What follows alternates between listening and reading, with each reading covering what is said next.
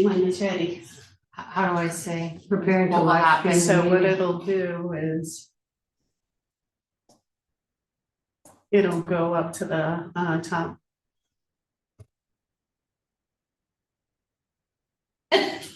It gets us before it says ready. It's happening. Okay. Good morning, everyone. Today is April 11th, 2024, and this is our first meeting with the new equipment. So hopefully everybody can see us. This is a hybrid meeting, but we're not taking public comment today, so it's really just gonna be a video. This open meeting of the Northborough Design Review Committee is being conducted in person and remotely, consistent with Chapter 2 of the Acts of 2023, relative to extending certain COVID-19 measures adopted during the state of emergency. All members of the Design Review Committee are allowed to participate either in person or remotely. This act allows the Northborough Design Review Committee to meet in person and remotely, so long as reasonable public access is afforded, so the public can follow along with the deliberations of the meeting. The public is encouraged to follow along using the posted agenda unless the chair notes otherwise. Members of the public who wish to view the live stream of the recording of this meeting may do so by going to Northborough Remote Meetings on YouTube via the link listed on the agenda. Ensuring public access does not ensure public participation unless such participation is required by law. This meeting will not feature public comment. Good morning, everybody. So I don't know if I probably don't have to take attendance. At the select board meeting, did you take attendance? We didn't take attendance, but we did an ice. Well, only when, who was it? So somebody was attending remote. Yeah, so I don't think. Well, that's true, so Dave's not attending remote. What is it, what about the participant that, There's only There is a one. participant. That's us. You're a participant? I think so.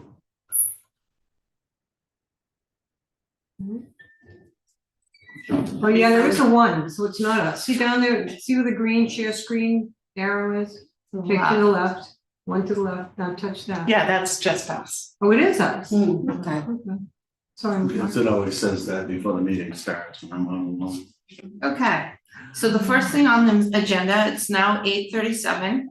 First thing on the agenda is continued review of the scorecard rubric. And I want to thank you, Mark, for working on that. And Lori too, and we'll Lori did have all to. most of the work. Yes, Lori and Mark We're just for reviewing working it. it. So now we want to review and come together as a group with what we're going forward with. And I don't know who wants to speak to it first. Well, Mark? I can start us off just because, this is a continuation from last meeting. Where we went through, I forget, there was like 53 items and Laurie had gone through and I forget the terminology she used, but reworded it so that it sounded appropriate for a checklist or a rubric score. So it's just taking the existing guidelines, which previously I had cut and pasted those, verbatim in the same order they appeared. We had gone through a few, combined a few and stuff like that. Last meeting that Laurie was not here for, we basically approved the changes she had made to everything and they're well done. There were a couple items where minor word changes were not in complete agreement with everybody, and I didn't think it was right to just approve them without Laurie present to state her case on it. So this is the last chance. There's 11 items. Most are actually, there's 11 items. 2 of them she's already given the okay for, 3 actually, via email. And a couple were added by the group that we wanted to see put in there. We split a couple into 2. So it's Laurie's chance to have a discussion on that. So do we want to do the controversial one first, which I have listed first, or? Sure. All right, this is, And it oh, shouldn't- no, it's fine. I would say it shouldn't be Yeah, controversial. no, this one's not. I moved it to the end. Okay, so this is just a minor change in the historical section of the guidelines. where we wanted to take the original statement is the architectural character of a new building should respect the character of adjacent existing historical buildings. And we wanted to broaden that slightly to say historical buildings in the neighborhood or nearby. We didn't quite know what the wording should have been, but we didn't want to be just adjacent. So, I wonder, so one of the questions that I had from Mark after I had read this one is, particularly in the downtown area, there are a number of historic buildings. And they don't necessarily have the same character, so they may be very different in character. So I wonder if it would be helpful to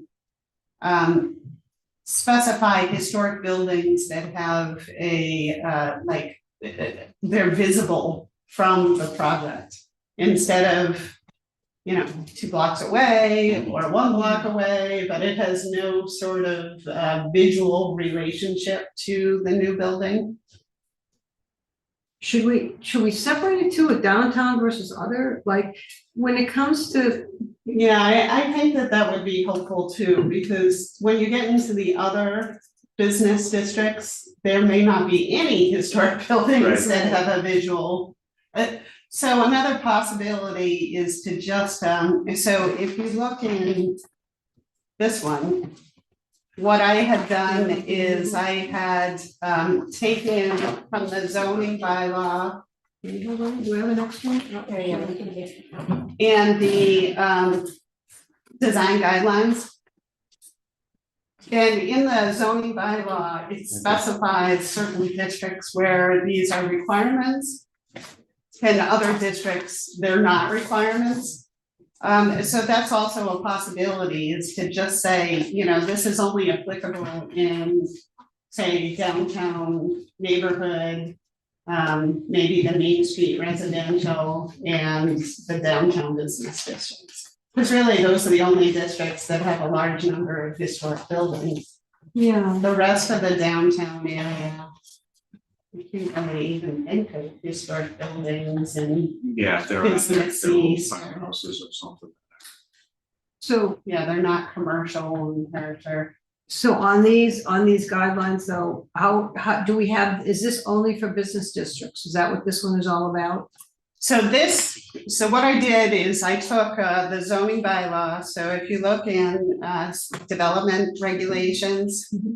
There are some guidelines that or standards that apply to all business districts except highway business. Okay, And then there are some that apply to just like downtown neighborhoods, some that only apply to downtown business. So of course, these are zoning bylaws, so in order to change these, you have to go to town meeting, it has to be a warrant article. But in the design guideline document, it could just specify that this is a recommendation for downtown business only. Yeah. Or, Okay. you know, That's fine, just, I think. and then Specific make a couple or make a later on, because I'm sure that as we expand, you know, because I'm thinking downtown district, nobody ever really knows where it starts and ends. Is it supposed to be Stone's Motorcycle Shop starts the east and ends at? it's actually defined in the zoning map. It's more like from the library to Coleman House. So, Oh, Doesn't wow, it it's go down even to more 130 That's Main now? Main Street residential. Well, because, well, I know when they built 130, the previous owners said it was commercial and they couldn't. It is commercial, but like we have business, That's a different, downtown that's business, the, and then Okay, business okay. east and business west. yeah, okay, yeah, so it is parcel based. So you can actually go on to the parcel based GIS map and you can see which parcels are in which specific district. So I just hung that zoning map yesterday. It's an updated one.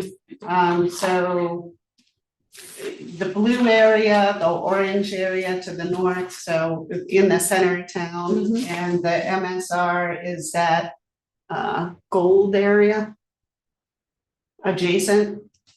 So yeah, the MSR is pretty much on Route 20. And that goes, oh gosh, it's hard to, And that's Main Street residential, that's That where these yellow- older houses are. Yeah, when they It's more a of his, the- that's, they should be more historic, yeah. So, yeah, so I think that, you know, if that starts to get developed, obviously, you know, when you start taking those houses down. Well, hopefully they wanna save them, Yeah, like our old bylaws for duplexes. Had a footnote that they can only be conversions, or did that and- change? yeah, it got taken out. But it's a long story, I don't wanna get into it now, but I can. Right. But we should still have by conversion only, I think, in Main Street residential, because those houses are gonna end up coming down. They are nice. Well, and the fact is we're not gonna be here, right? When the next group of people come in, we wanna be able to give them a guideline to thought process. So we have to kind of think a little bit further, so maybe we put, you know, design standard of business, whatever on this thing, and then the next one could get modified a little bit by just doing a couple of changes. Once it's there, like then you do the downtown residential, because it's right there, it's not like it's that, this part's hard, is the 20 is hard because there are the 3. Mm. And people can't, you know, maybe we should put like a little sign up, this starts Welcome to business downtown thing, yeah, welcome Northborough. to downtown Northborough. Well, you see historic district signs in towns. Yeah, so we could Yeah. actually do that. And the tricky thing is, when we did the downtown revitalization, we actually included Main Street residential. Yeah. Main Street residential should probably be an overlay, because downtown really kind of does go to the river there, at least. Up to the nose. Yes, but it's really Main Street residential, if you look at the zoning. Yeah, But what people, even when we did downtown revitalization, we included all the way to Stone's Motorcycle Shop. okay, because that, I mean, you've got also those lovely buildings too, so stops at the library, and then you miss the, Right, you know, that yellow house and the carpet space and you know. my favorite, making another copy against you. so how should we do it for today, like, we're on the first one, Mark, and Okay, yeah, no, I mean, Lori, what do we're changing the wording? Yeah, I mean, so of course, if there's a change to the design guidelines itself, so probably that's where it should go into, Mm-hmm. then you know, typically there's a public hearing and planning board input and ZBA input. Well, and that's not then really. adoption. yeah. We have we've had when we did the 2-family bylaws, it just went in front of the planning board. Right, It didn't have all this public hearing, I mean, we could, but when they've done design review guidelines in the past, it's like we report to the planning board, and actually we do to the ZBA too, but the planning board is plan review. So in the past, changes made are brought forward after we decide. Yeah. Then we bring it, I can bring it forward as the planning board rep to the planning board. I don't think we've and then ever, it becomes, and then they officially go to adopt it, so. And this is just one minor one, and I think yeah. we're we can gonna still have bring things forward. that do have to go through that process, and we might as well Oh, just yeah. do 10 of them at once. Yeah. Because most Yeah. of these are minor wording, you know, Yeah, Yeah, so when we were talking about the sign guidelines and the awning, and, I mean, if Yeah. there are any modifications, I would think that it would just be modifications to the entire document. Yeah. And then, you know, the checklist would be, Match that, Part- yeah. yeah, you know, yeah, would we match should the link document. two. I mean, we already kind of linked the guidelines to the bylaws. So we also have to link the checklist. I mean, they follow the same order, but the link is clearly fine. Okay, so are you guys okay with the language I suggested about that have a visual Yeah, visual still in there. relationship to the so is it gonna be the subject architecture? building? are we on the first one? Yep, So tiny, I'm like, I oh know, my god, I can this is feel my it. big version too. Oh, yeah, The architectural character of the new building respects the character of existing historical buildings in the neighborhood that have a visual relationship to the subject property or something so like that that. sounds like a lot. Yeah, but you're going for a check mark on this, so it's. Oh, I know, but I just don't want it, or I just want people to realize what it is, like, I guess my point is, you know, are they gonna be expected to So say that they're doing a new building and the nearest historic building is 2 blocks away. Are they going to be expected to conform to the character of a historic building 2 blocks away? Especially when it conflicts with a different one 2 blocks in the other direction. Right, so really, it's if it's visually, if it's across the street, if it's 2 doors down, if it's, if you can see the historic building from the subject property, that's the one that you should blend with. Don't worry about the one that's 2 blocks away that, nobody's gonna see relative to the new structure. My only thing is when they talk about the fire station, they are saying, oh, we want it to look like town hall, so I don't want to say, well, you can't look at town hall because we can't see it from there. Well, yeah, but that I could think be you under can, though. municipal. Yeah. You can see it from, Okay, I just don't want something like that to happen too, and they like the metal punch out, because they talked about how it related to the library. So I liked how it all related, I just wouldn't want this to be so strict that someone in the future goes, well, you can't pull in the library and the fire station because we can't see it from here. Like, I'd want it to be in the district, like, not forcing them, it just says respect. Can we just say nearby instead of adjacent? I mean, What about in the same district, like if you're in downtown, it has to.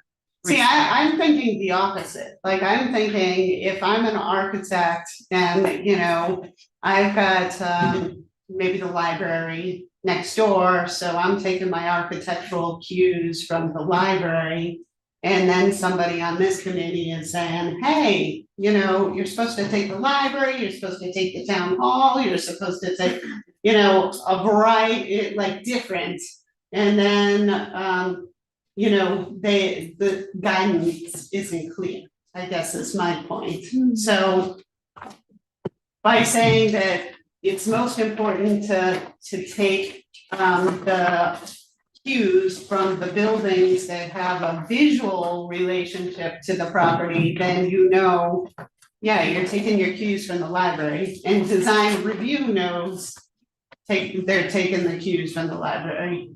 I like the visual, could you add, because you're taking away adjacent, right, the one that's right next door. So could you add it like an and/or type of thing, like the four properties around it? Isn't that how it started, was the properties around it, they were supposed to kind of mirror? I think it says adjacent. So I think you guys wanted to get rid of adjacent. we just make it a budding and then that carries one more building. Yeah, because we're all around, I like in the neighborhood or in the district, because what if you're next to Hillside Grill and you don't wanna look like Hillside Grill, you'd rather look like the Well, library. technically, this is a That's historic building. I wouldn't want anybody to build something that looked like this. I mean, it's historic architecturally, but not aesthetically. Yeah, I just don't wanna have the architects be pinholed to I want them to have, Yeah, we would I mean, be creative if they yeah. I wanna be think we're creative. trying to be flexible, right? Yeah, that's what I Easier for want. Everybody. Yeah, because the hard thing with visual is you really want to make a sketch that you could see, like, okay, I can see that building over there, I like that building. Do you know what I mean? That could be even more of a hornet's nest because of what the architect's looking for architecture, what he likes, and all that makes sense to me, so I like that over there, when it could be 5 properties away, 6 properties away. But I think it reflects too on what you want these spaces to ultimately look like. Like, what's the conformity that you're looking for? You want them to, in so many blocks in downtown, not anywhere else, because we're talking about downtown. Do you want them to start to look more uniform? So that helps the overall vision.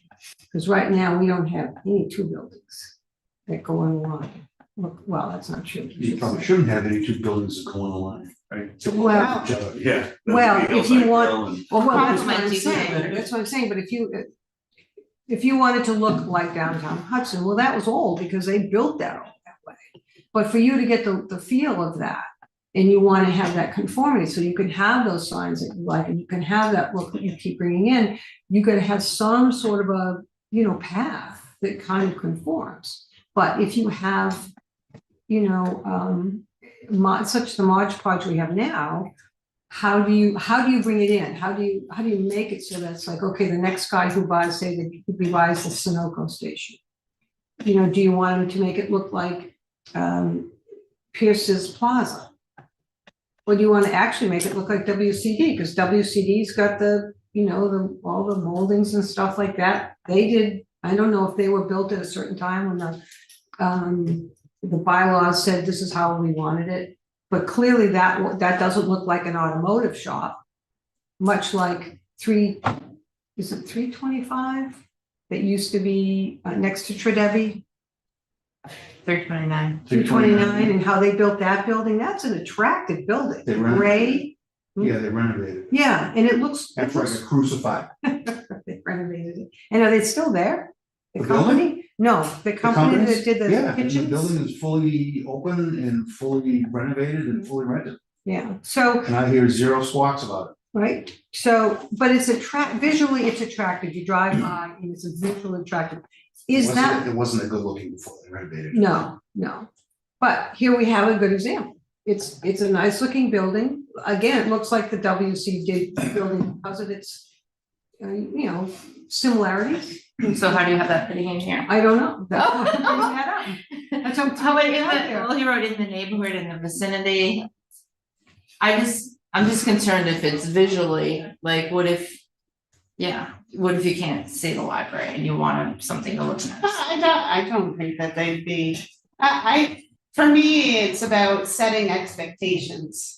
You know, so that they know from the get-go when they're doing the initial design, what they should be looking at. And, like, I think it's confusing. You know, like, well, what if they took their cue from the library, but you want them to take their cue from a building 2 blocks away? But I don't You think know? that's our job. Like Do you we, mind?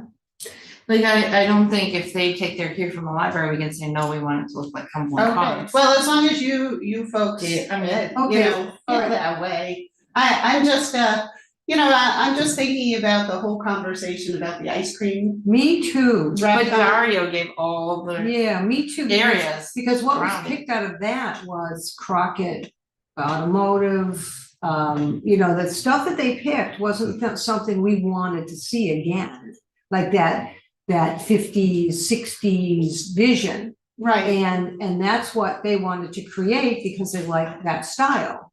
So, I guess I'm trying to get you folks to be clear. So Yes, that yes. doesn't happen again. yes, Because, you know, when we get onto the conversation about traditional architecture, traditional what? You Well, I know, think it's- traditional, like a ranch is traditional, those were popular in the 1960s. Split levels are traditional, you know, In the those are 70s. popular in the 70s, Yep, 50 yep. years old, so technically they're traditional, they're Right. historic. So, like, I think that you folks have era in your mind, but it's not stated.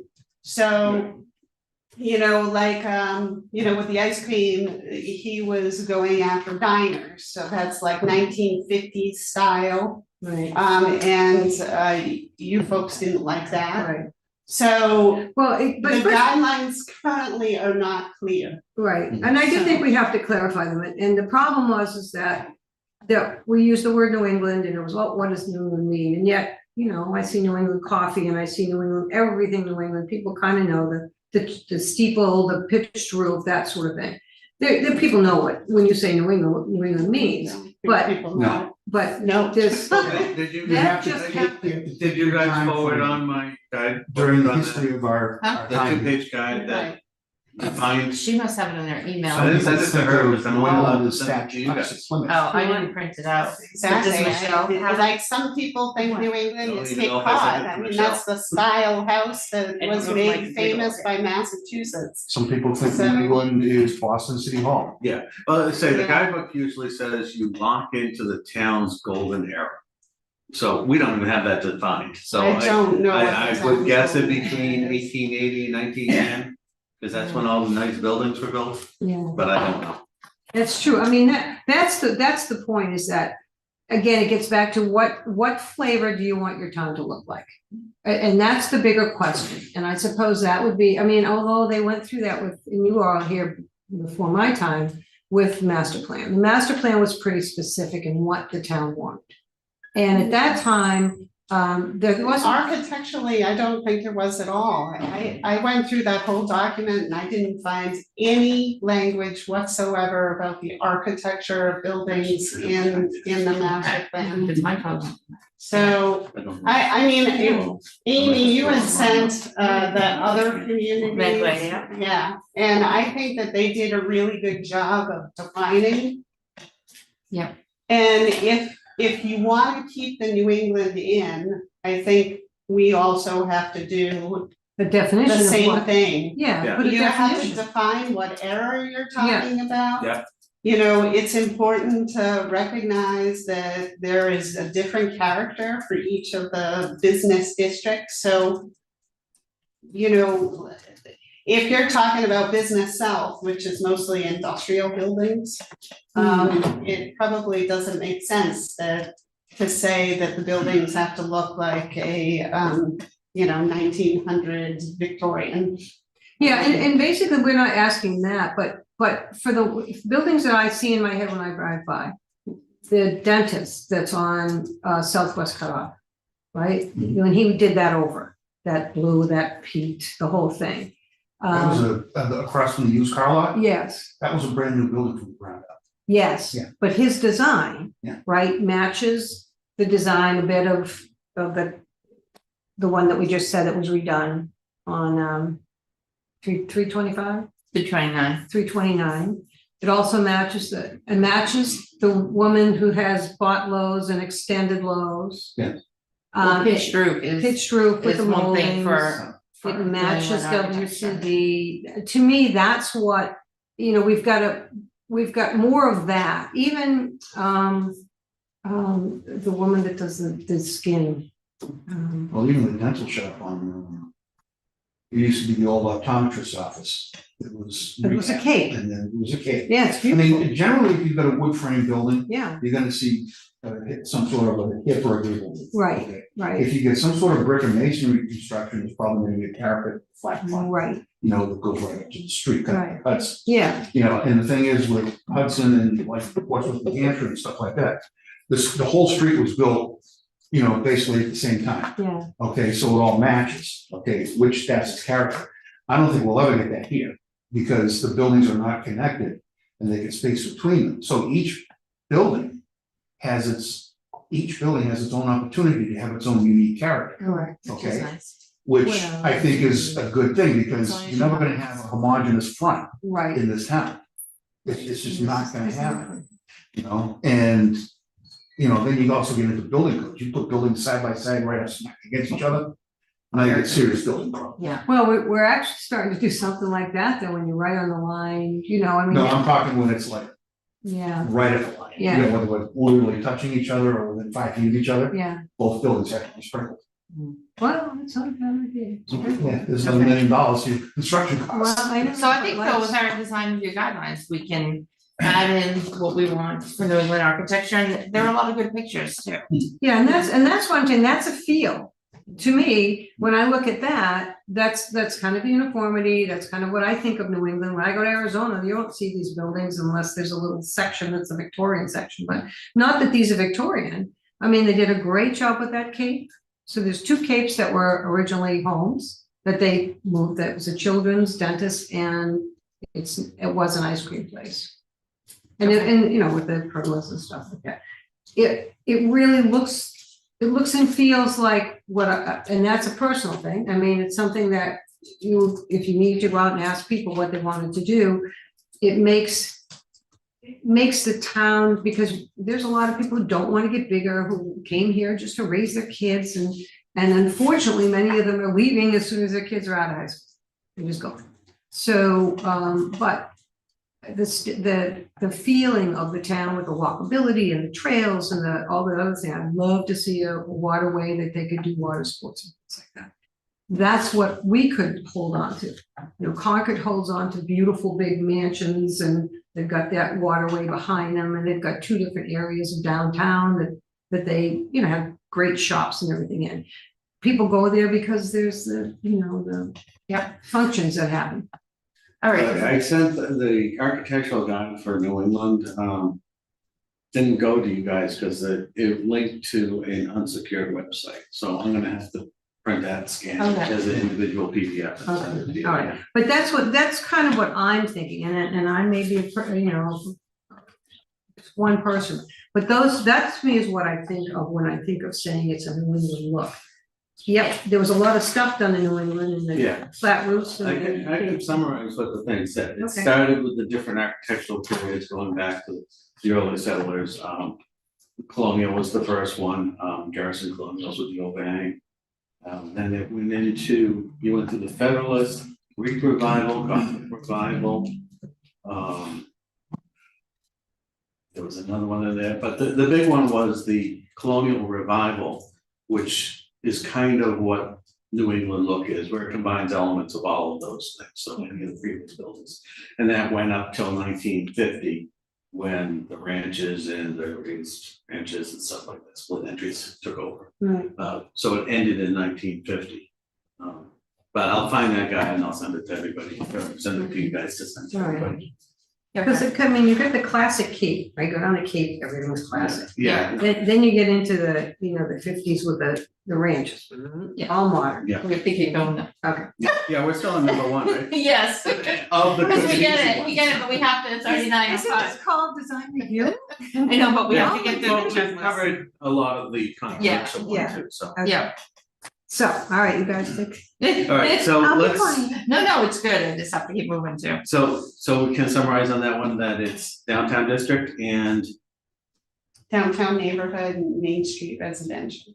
okay. So how are we changing the wording? That's where we left off. Yeah, I don't know. Can we just say Right. nearby?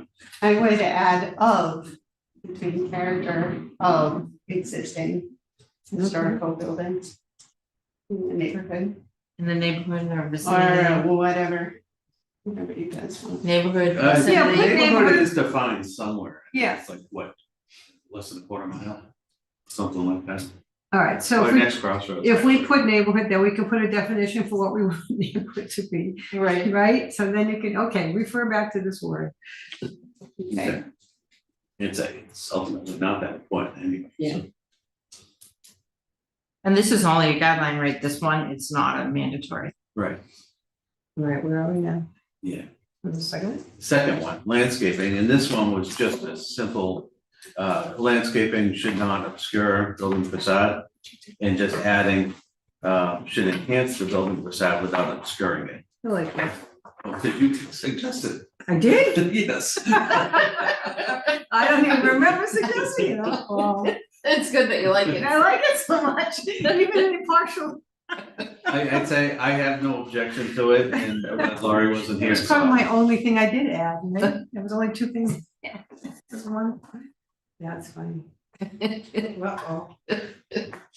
Yeah, that's fine. Okay. So we'll just lock that one in. I mean, it's implied anyway, but.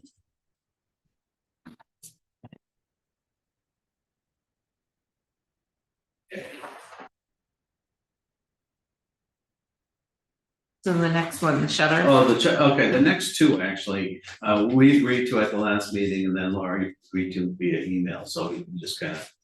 Yeah, I was curious though. So of course, most buildings nowadays have vinyl siding and then they have vinyl shutters. So would that be a problem? Not as long as they look like they would work if they were real. Okay, So it's like not if they're the same important. length of the window versus like one of the banks, they go all the way down to the ground and kind of look odd. And I think that's what the original intent was for these, is to fake, get rid of things that look really fake. Okay, So we're just tweaking it a bit, because you can have fake shutters as long as they look real, I think. yeah, Well, and, you know, either sides, I mean, I actually saw a house that had two skinny shutters on either side of the garage doors. Yeah. That was just like. Yeah, that's beautiful. Yes, and I can see, that was reading the original one, it sounded like it was somebody's pet peeve, and it's like, yeah, well, it's a good pet peeve, but a little restrictive. Yeah, and I mean, we don't have a lot of houses with that, but again, that style would maybe have it on the second floor or something. We also put that they have to fix them because there's a couple hanging on a few. Yeah, so I use shutters on my second floor to balance it because I have picture windows down below and single windows up above, so putting shutters kind of makes everything look the same, Mhm. because I never put it back on, but. Right. Okay, lighting is the next one. This What is, about the colors? Did anyone have a question on that? oh, yeah, because actually I added the part in here for discussion using a 12-segment color wheel and traditional color schemes. I don't know if I Which have one. I don't think that needs to stay in there, that was just for our discussion, so. Oh, okay, so take out what's in parentheses, because I was thinking about that, I don't have a 12-segment color. Well, that's the, it's the Yeah. standard color. Yeah, put an asterisk Okay. on there, put that down someplace. Well, I a think standard we color. can put a reference somewhere. Yeah, We can- yeah. we do have, If you guys wanna leave it, that's fine too. No, I like taking it, but I do like the asterisk and referencing, because you know it, well, I didn't, you know what I mean? You have to be a designer. doing color matching, I had no idea there were, you can do every second color and, 4 colors and triads, and I had no idea what, and there's no way I'm gonna capture that in here, No. so. And it doesn't. But take yeah, you this is to mainly reach to- your goal. This was mainly to like, trying to, make people do exact matches Mm. versus, You don't want people to have to, yeah, because he was thinking back to the Whitney Street yeah. one where we had the big discussion that they couldn't match the color and, but he Well, it thought, was- we should be able to allow it if it's If it's the designed same to building, it's fine. the same owner. Yeah, but it was, trying to match fading color or discontinued colors. Yeah, that's crazy. I All don't right, the next one's for Bob, and hopefully it's quick and easy. material. Well, no, this is about light posts where, it's, the existing says that the concrete base of the light post should be near flush to the ground. And I know the building code added 6 inches above the grade for my deck. Only if you have structural, non-rot resistant materials. Okay.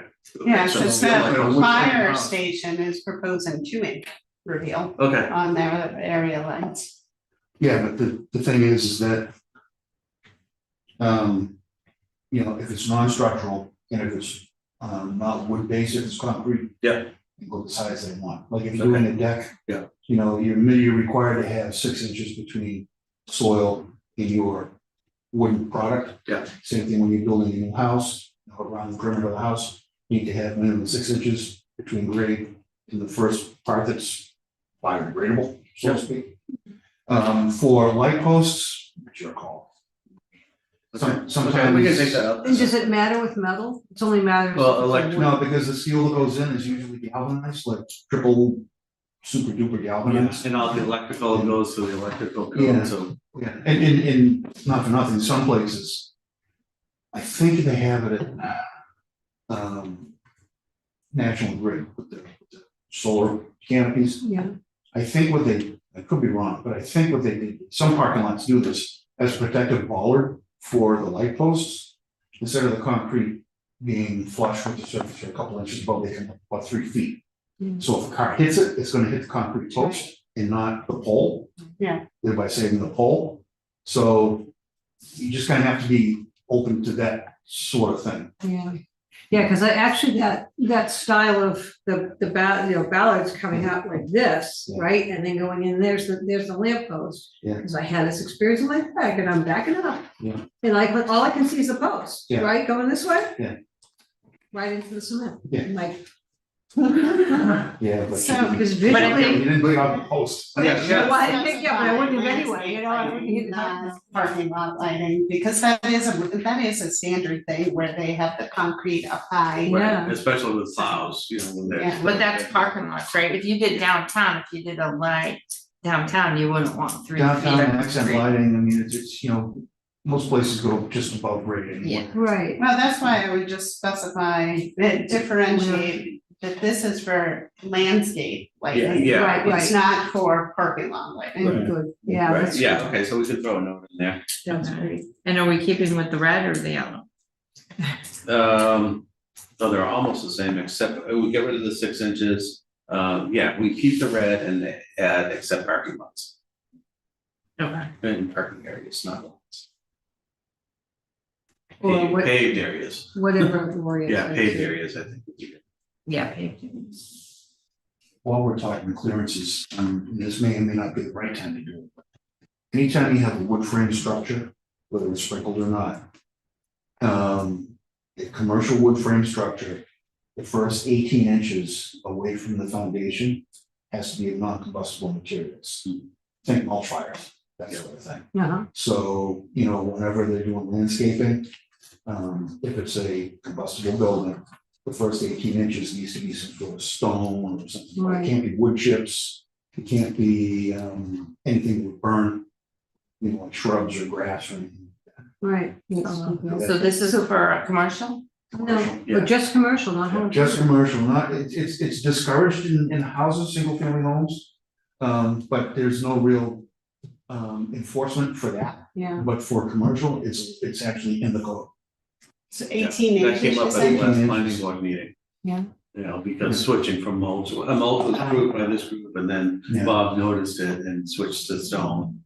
And but it, yeah, okay, so around the building, like, because that was a big discussion for years ago when Michelle was here.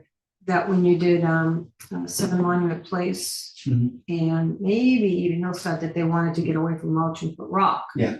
And yet the rock that was put in was bigger than. Yeah. I mean, when I think of, decorative rock, it's like this size, right? Not this size. Get them in all shapes and colors So- these days. That's the thing, you have to, and again, that's how it looks, because But if it's only 18 inches, you that's can not have 18 them. inches, that's almost 2 feet. Oh, I know, That's but if saying they it's, only have to do no- 18 No inches. shrubs within the 18 Yeah, inches. so you can No still do perennials. shrubs and Right. gardens. so the 18 fire inches never out. gets Right, close to the right, building, yeah. and it happens all the time in commercial buildings, people flick their cigarettes as they walk into the building, and sets the mulch on fire. We have So to like do the that. buildings you're talking about, design review could have said, okay, 18 inches of stone, but then Right. mulch and Yeah, but plants. then beyond the 18 Yeah. inches, whatever you wanna do. right, Where those buildings, they just did the. right, yeah, Yeah. that We, was the new look. we actually had a house fire in town. because of Yeah. that. On, That's in the street where it curves. no, not, Near Oh, really? treetop? One near treetop? no, it's right off of Main Street, it's, not Monument, what's the next one after Monument? Oh, Aspen. where those condos are. Yeah, go up beyond, Cedar Hill? Fernbrook. Oh, Is that Fernbrook? Wow. Which is further down, across from Lincoln, right? I don't know, I don't know. in that area. Anyway, yeah, I had a bunch of mulch, Yeah, okay, and it caught fire because it wasn't dry, it was damp, wet. Spontaneous combustion, wow. went up underneath the vinyl siding, and the original siding was that Cape Cod shingle, which is dry, Brittle. brittle and crumbly, it's like tinder, they lost the house. Wow, Wow. well, this is good to know that. Maybe I'll buy Yeah, stone let's say instead I've of, been- old. I've been in stone. factories. Be that had easier. I have to buy 5 catch on yards, fire, so. but- Some For the with mulch. cigarette, Yeah. yeah. Well, and the mulch is really, again, like you're saying with the building, you have to have enough cement up here because the black mulch it does bring bugs. It's not a good idea to use it because it comes with a whole bunch of junk in it. Well, we seem to see it in a lot of places. Do we wanna add that as one of the guidelines somewhere? I mean, Yeah, it should be I mean, landscaping. yeah. Well, guidelines. it's, I mean, it's in the code, the building code, but it's good to have it It's good so to that have, your yeah. I think it's, designers yeah, I think it's good. would be aware of it. Yeah. I mean, most designers are, but some maybe miss it. But no, it's like, yeah, Maple's. Yeah, so we'll add that. We should have, I like that. Yeah, I don't know if you have a separate section somewhere for something. I just don't wanna add the 18 inches of stone and think that there'll be no plantings. Right, Like, right. we'll have to follow by, 18 inches of non-combustible material. oh, what else is non-combustible? Shrubs, it's, combustible. Shrubs are combustible, leaves, grass are combustible. So stone, concrete, decorative pavers, There's- The old days, they Other used to, color questions? sometimes it's cobblestone, yeah, a river stone, something like that, or white marble, or, there's a whole myriad of stone. yeah. I think, There's a lot of benefits to that. back to the old, I mean, the old way used to be what is it, the aprons? The cement aprons would take the water and give it away, Yeah, which I would love that. yeah, Probably they better press for something for the drainage. runoff too. Yeah, yeah, and that's the problem, you don't think about it when you're building, well, designers aren't even thinking about it either, but it's raining, and it's going this way. And the guy's digging the hole isn't caring, he's just digging the hole. Yeah. Okay, Alright, Did we get past the page? no, this is the, next this is one, the tough one, is it? Is it? Where are we the now? New England. Yes, I don't think well, that's. I object to the term vernacular. Can't spell it. That's the design. No, it's added back, it's like. Yeah. Well, I mean, I would like to do, I would put New England with an asterisk and we can go down to what we would picture New England being. Yeah, I think, yeah, that could be like an action item to do a guideline on Define, that. yeah. On what that is, and I wish that article had, or that, because it was a 2-page card document that did a really good job, and the building samples they used look exactly like buildings that we have downtown, so you could use the Gale Junior's house for one and Gale Senior's house for, so, Yeah. you know, and, Okay. you know, so. But if you're doing commercial, you can still like CVS, it has the pitched roof and, But that's colonial revival, yeah. so. And you know, I think our community development guide says colonial revival, not that I wanna add that in there, but it's interesting that you bring that up. But I think we leave it in, even our vision for our master plan says Northborough, New England town, you know, like. Yeah, I think it's on the Don't top think page. it's too squishy. So I don't- Unless you wanna add a page defining, I think we have to, we Yeah. have to. Yeah. so. I mean, we can leave this. I don't wanna take it out because like every survey from master plans are like, we wanna be the small New England town, people don't wanna urbanize and. I also suggest removing the landscaping features because we have an entire section on landscaping where it's already talking about. And you know, there's a ton of design standards having to do with landscaping, so it's talking about what is appropriate. Like, for example, this is a standard. Landscaping is composed of non-invasive drought-resistant plantings that may include trees, flowers, shrubs, Where are you? succulents, and ornamental grasses. This is in under landscaping. Okay, and so we're Yeah. changing what, we're Yeah, changing, we take So This I section guess or that? get rid of landscaping Right, because features. it's redundant. Right. So now, is that something that has Oh, to okay. be, have a public hearing and reviewed, because we're moving something, because it's somewhere else, so. Any changes to the design guidelines. Okay, So these things can't be used to evaluate the fire station, because we're just coming up with them now. Yeah. So Right. they've already designed, you know, based Oh, on yeah. the old guidelines, so this is for future, Right. nothing to do with. right, and fire. if we did do the fire station, they come out pretty well anyway, I mean, there's hardly. well, cause we any- don't even have that many changes. Well, they say the building This is massing the was the texture. only one that they actually passed, but you have to go into the worksheet and check off the 3 different things that they did to make the building look smaller. So at first, they feel that they don't automatically pass, but then when you go through the worksheet, they do pass, or, which is new also, so it's, and I added it specifically to get them to pass, so. And right now too, the check sheet, we've changed. I don't think we've really changed much from. They didn't have shutters, you know, what if we changed there that would affect them anyways, Well. from old to new? Well, let's say this is the checklist too, so. it's Yeah. Brand new, the whole thing is brand new. Right, but it matches what's in the design review Right, guidelines. right, well, then the wording is in passive form or whatever you said it. You Right. Must have had English in school. I'm an engineer, so. My mother was a teacher. Okay, so for, it's gonna say materials used for building exteriors and then take out Yeah. and landscaping. Do we want to fences. leave fences? Yeah, we think, well, Well, what Well, does you- that even mean, New Yeah. England fence? I have no mean, idea. A fence is a fence. And it I says mean, specifically brick stone, so we're not gonna have a stone wall. would be Yeah, nice, and but- usually like chain link fence Well, is grandfathered anyway, okay. so. fencing, well, and we had this discussion with 50 Southwest Cutoff. There was, because it was a budding residential, there was a big fence that was put up between them. And the question that I had was, do you want it to look more residential or do you want it to look more commercial? And the difference between a residential and commercial obviously would be either the lattice on the top versus a straight. We don't see much of the wood ones anymore. You see mostly Right. plastic ones, but that doesn't preclude that people wouldn't go back to the wood stockades. So that's the other thing, maybe the word, that doesn't really say what fencing looks like, but in Arizona, again, they're blocks, they're cement blocks that make fencing. There's, each part of the country has a different way of creating that division. So, I think that that's also, I mean, something like fencing is up to interpretation. I mean, what are you going for? Are you a Japanese restaurant? Okay, if you're a Japanese restaurant, then chances are you're gonna pick a fence that is more in character with.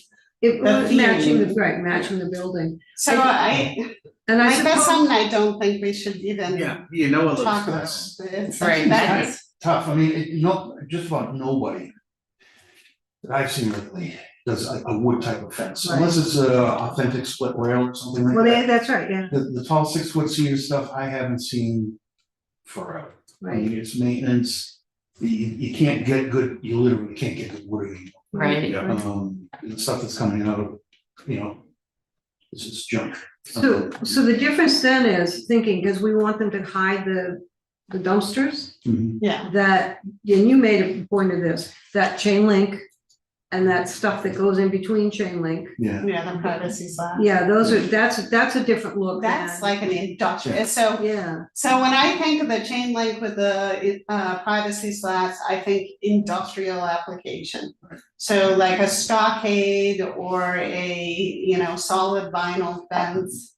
That's something that I would like to see in a commercial or a multifamily application. right. So, but whether they have the lattice on the top or whatever, I think that that's It's- personal choice. Yeah, let's just cross it off. It's in parentheses. when it comes time to fencing around dumpsters, it's difficult because it needs to be gated. Right. Okay, and to do that out of vinyl with the amount of times, the gates open and close and the truck goes in and out and gets whacked by the snow plows and everything else. It's difficult to come up with material other than a chain link fence with a slat Right, in. Because the vinyl is just gonna, with the cold and the cold weather. As long as and it's the lattice. vinyl will shatter when Right. it's cold. Right. And repeated opening and closing, you got employees that are slamming the doors. They have like a garland type of stuff instead of the slats too. which I don't- Yeah, there's some different things, so can't we take fencing out on its own? Yeah, well, fencing is, it's not on our list of. Because we asked them to do it in certain places, so you have to I stuff. think you can take it on a case by case basis and Yeah. just look at the fence that they're proposing and if Yeah, you don't like different it. periods of architecture comments. call for a different fence anyway, so. Yeah, And Let's if just it's cross it behind the off building, and move on. And no one sees it. Nobody sees it, then. Yeah, that's, So, what are we doing with crossing it up? yeah, Okay, so we're But we gonna just add need to to the see it a different guidelines way. so you wanna keep in the New England town, but then we're gonna define that. Yeah, and do you put in a asterisk next to it, or does it matter? I just wrote define. Oh, yeah, and say, as far as our checklist goes, as long as we don't have an item on our checklist for landscaping or fences, then we we can, can cross it off. I mean, we don't have to have a check for every item. in the beginning, we can have a New England definition. Right. Yeah, but I. yeah, some reference. I think a reference card is good on that, because I Oh, did the like check that sheet, one, I mean, yeah, I don't care, as long as it's available to somebody, you can reference it. And there's no rush to do that, I mean, it's already in there now, and it's open to interpretation, so. We can interpret it. Okay. Okay, the next one was roofs, so this was, since we were rewording it anyway, I wanted to take off the may not extend further than 2 feet. Because that just seemed kind of odd to have in the guidelines, and it's not in the bylaws, I don't think. I did It may not Is it- extend. The dimensional requirements. Really? Because Because 38 inches is. about setbacks of the building to the lot line. Where, say you got a 15-foot setback, under the dimensional things in here, it says, Yeah, you have to adhere to the setback, and the roof line cannot extend more than 2 feet. Because So it's- the so that's- recommended overhang on a passive solar heated house is like 38 inches for this longitude. For the shading. Yeah. Yeah. Yeah, so that blocks the sun in the summer unless the sun in the winter. And they were talking about that for the town hall, if it was next to White Cliffs, if they were building a new building, they would want that roof overhang. Yeah, So what For happens? the passive, Well, it's, as long as you're not dealing with the required yard setbacks, you can have overhangs as big as you want. You can- Oh, it's when it- so it's, yeah, it's, okay. It's only when you get into the side yard setback, okay? In this case, a lot of these these lots don't have a side yard setback. Right, right, So, it might make sense to limit it to 2 feet as a stylistic thing. right. Yeah, because what are you gonna hit the side, hit the lot line with your? Yeah, obviously you can't have it roof extending over the lot, Mm, Yeah. which if they wanna do an extended roof, you may run into that. So, keeping the 2 feet, it's a style thing, it's not so much for code. okay. But that 2 foot reference is Is it? Yeah. All right, so I said we just keep it then. keep it the red, Keep the original language. Well, no, your the red, revised, The which red. includes it. One of the things about roofs, I just want to point out. And this is a situation that happened in Grafton, where I live, we'll buy this thing almost daily. They put up brand new housing, 4-story apartments, high density, affordable, that whole thing. Nice style on the buildings. They got a widow's walk up the top, right? You know what they put inside the widow's walk? All of your HVAC equipment oh my gosh. from the street. It's like, whoa. So, watch for that. Right, is that something we should put, like, no, I know, Well, it's something maybe, rooftop units or RTUs, excessive venting pipes, that sort of thing, air intakes. It should be screened. okay. at least- Yeah, I think we have that already. Mhm.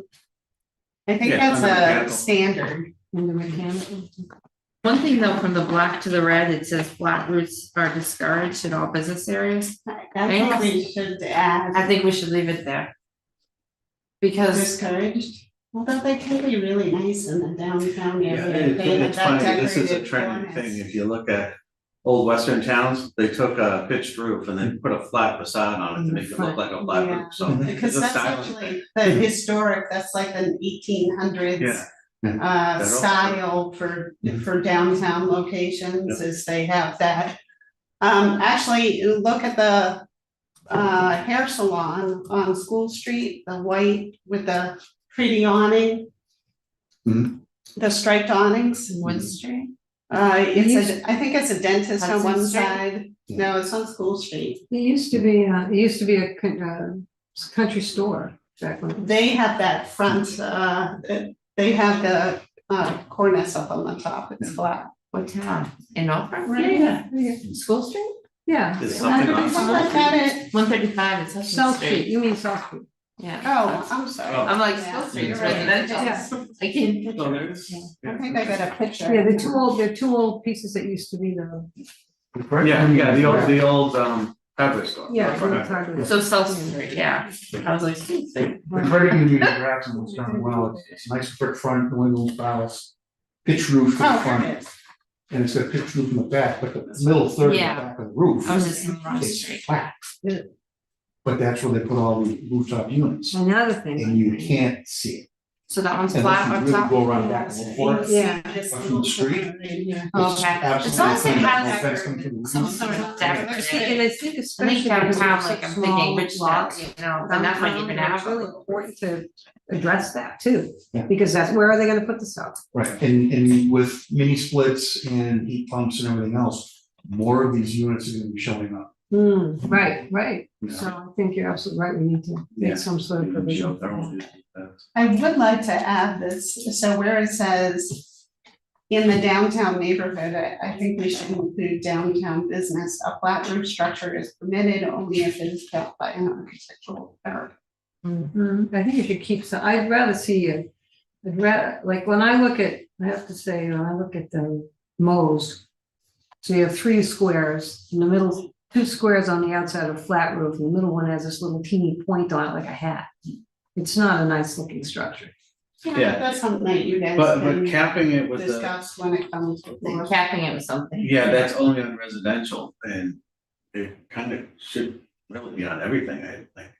Well, this is downtown neighborhood, and she's gonna add downtown business. Okay. Should we have business east, business west, like if it's flat? Cause even here you get a flat roof Yeah.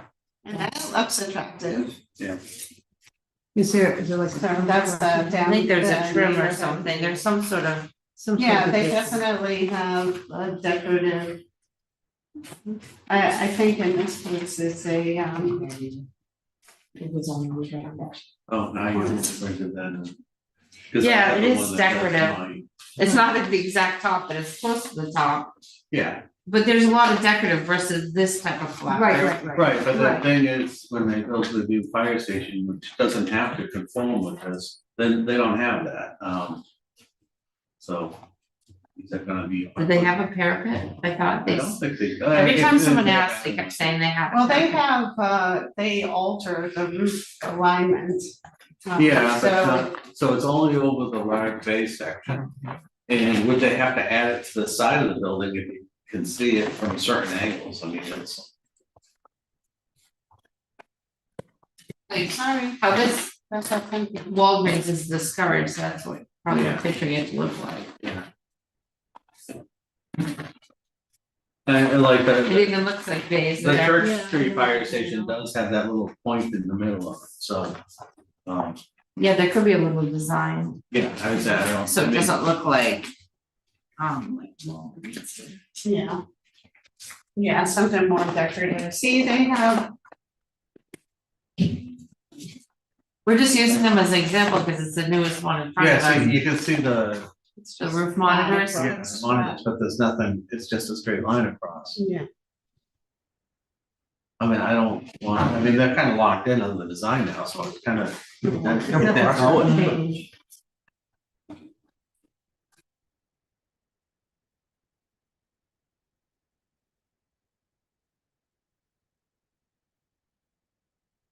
I mean, well, we could exclude them because they are back. Yeah, why not? There's really nothing we can. Yeah, yeah, I mean, well, if it is. You just mention it, you know. Yeah, Like, that's what.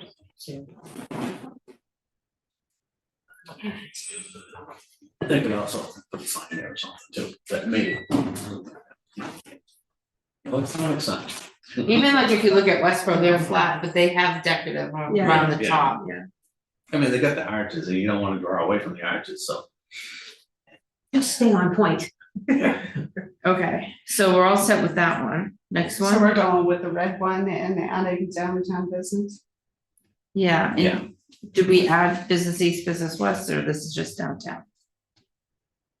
Well, if you put it all in, it's all done, it's not a Well, I surprise. mean, if you go business west, then you know, business east. Yeah. And that includes like Texas barbecue, which has a flat roof. Right. But they had the awnings there that took care of that, so. Wow. They don't- Well, they have to put something there because they have put concrete above brick, so it's. Yeah, that's So- right. I Well, that- I think we hope that should doesn't use stay. all of Main Street, because then it's Yes. a nice, when you Yeah, drive it's through one, town. it's one long drive. Yeah. One thing I always Streets, found kind of like why, is you're driving down 20 and some of it's got granite curbing and some of it's got bituminous curbing and some of it's got granite. not for right now. bituminous There, it's like. We gotta keep going. So you wanna do all business districts except highway? Yeah, I like that. Yeah, and we don't have to do business south either, you know. Why- So if the guideline We were doing the Main Street, right? Right, Business south. we is gotta be like- careful though, because if we're changing that for flat roofs, this is kind of a big thing that includes a lot of other stuff. hmm, You gotta be careful you don't apply it to other things listed here that you don't want to, okay, so it's tricky ground. And because really it says residential and now we're adding or commercial, or. Where's business residential? district. That's it. This section comes out, it's in the bylaws for residential. So it's, but not for commercial. See in the bylaw section, it's listed there, that's the section it. Well, it has to be business, cause we don't look at residential, like, It's also found in the design guidelines. Yeah, but it's residential downtown, residential buildings in the downtown district, I think it's on the guidelines. oh. We'll have to review that. Yeah, Well, we have just be it, careful with it. yeah, and I think Lori just said it's worded in the design review guidelines, so.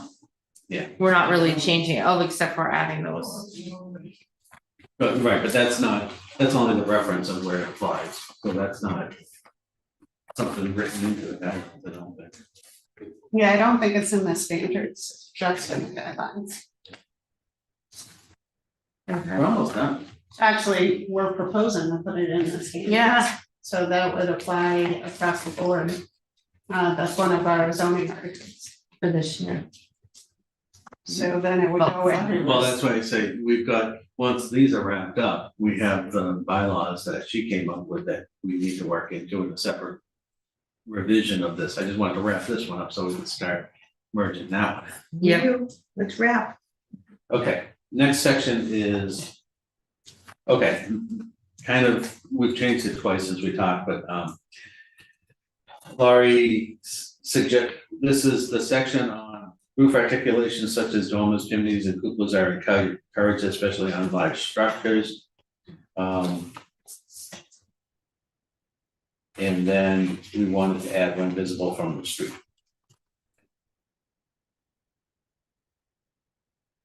Yeah, because it's a large structure, nobody can see, that it's not relevant.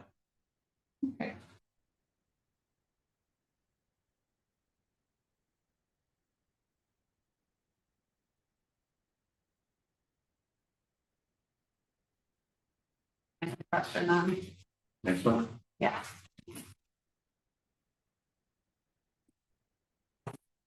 Long, so I call you too.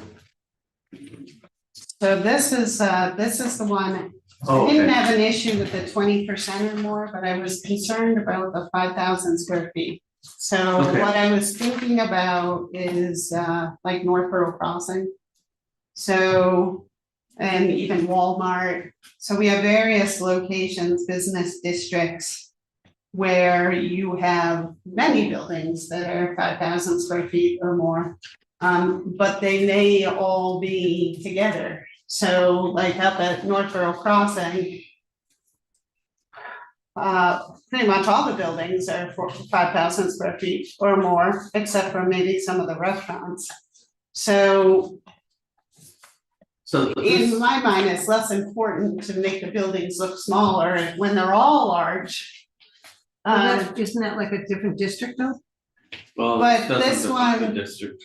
This one is for everywhere, so So how about just? and maybe we should just define it as being in the downtown business Yeah. district. That's fine, I mean, because the next thing on our list, once we're done with this, is to go over just the sheet for building massing, which addresses the same thing over again. Because it doesn't say you can't do a building more than 5,000 square feet, and I think actually we should stipulate, it may already be in that residential or single family houses are excluded, because, you know. Well, because single we're not even families into that, don't so- adhere to Yeah, the okay, design okay, guidelines, they're not triggered. Yeah, so it's just saying, if it is large, then you just go through this checklist, so, and I think most of these buildings do. They call it, architects call it lightning features, which, you know, like the fire station did the horizontal change and they did the staggered front. Right, So those are two of them. And then there's just, you know, stepping back the different levels and stuff like that. And it's just, they have to look at it and see if it's feasible. And if it's not feasible, they don't get, you know, this is, if you don't wanna say they failed this without giving them some way to say, well, you know, this building is gonna be big because it's a big building. I mean, it's a box store or whatever. well, What are you looking at, Mark? So, Actually, when I think of Norfolk Crossing too, they did do Cause I had to measure the front facade for the whole window sign thing. So Lori had given me the Sierra because that was the newest building done. And they do have little areas that bump out and go in and Yeah, different articulations. yeah, So- and we do say architectural techniques. Yeah, So what I did was wouldn't I wanna take started that out. researching the different architectural techniques and I listed Oh. all that I could find. No, you're okay. In fact, the increased setback really saves the fire station because the building will look smaller just because it's 70 feet back. So I added that one, and I only found that in one architectural book as a listed. But any others that they can suggest, that's why there's another category, so as long as they did, minimize the impact, that's fine. Yeah, and that's why I guess I just mean, didn't not wanna bad. add it for downtown business only because. Cause Walmart and even like Sierra, they do have, Yeah, they jagger it. yeah, it looks good.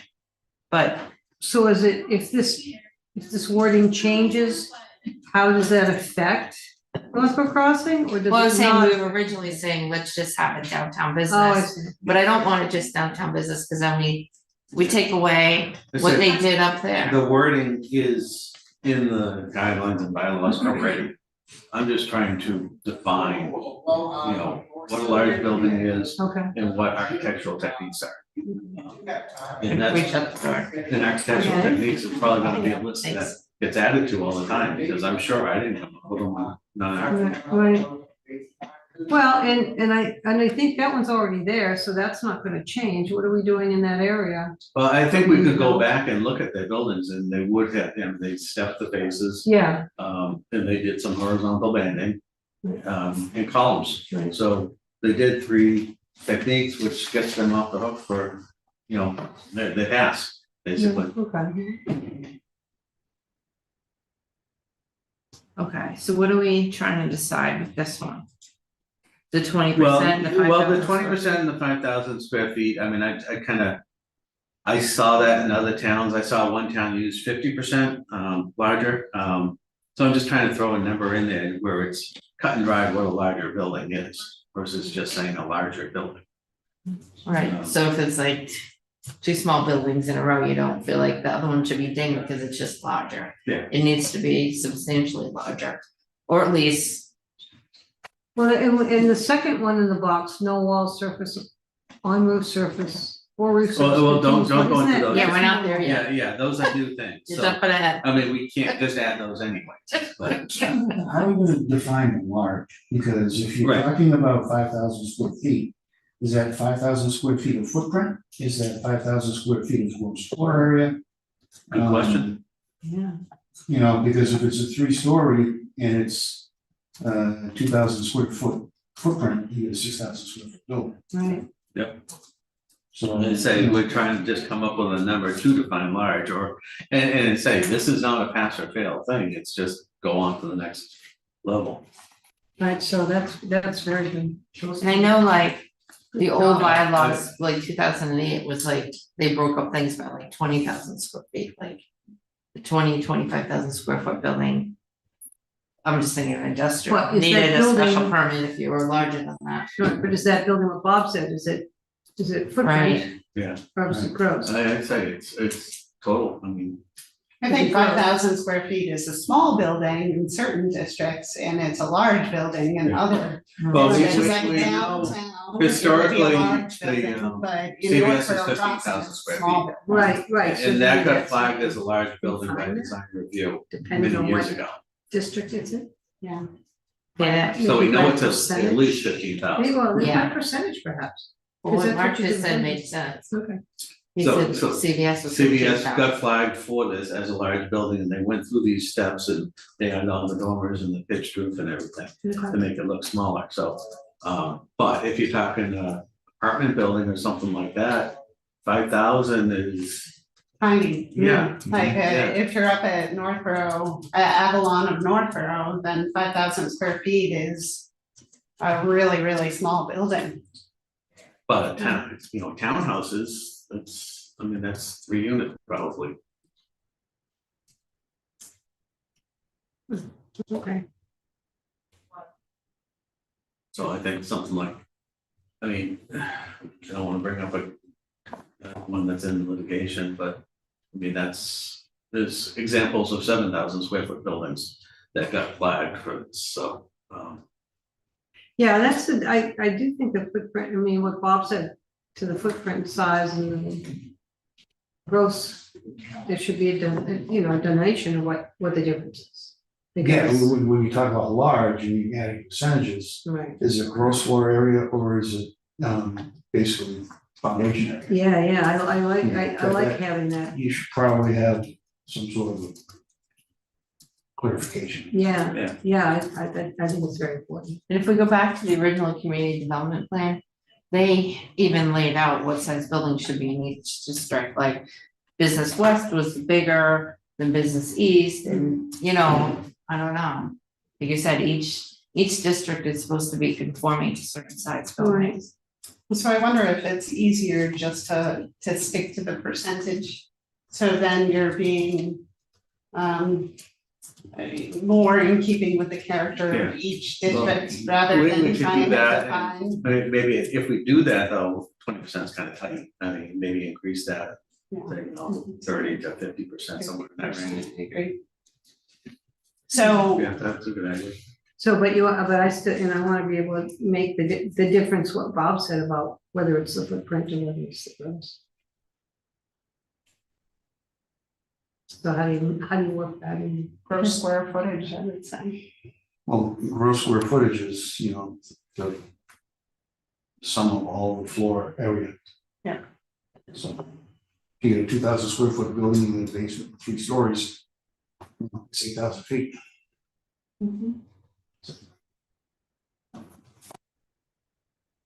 But percentage wise still applies though, because. Yes, so I'm saying percentage is the way to go.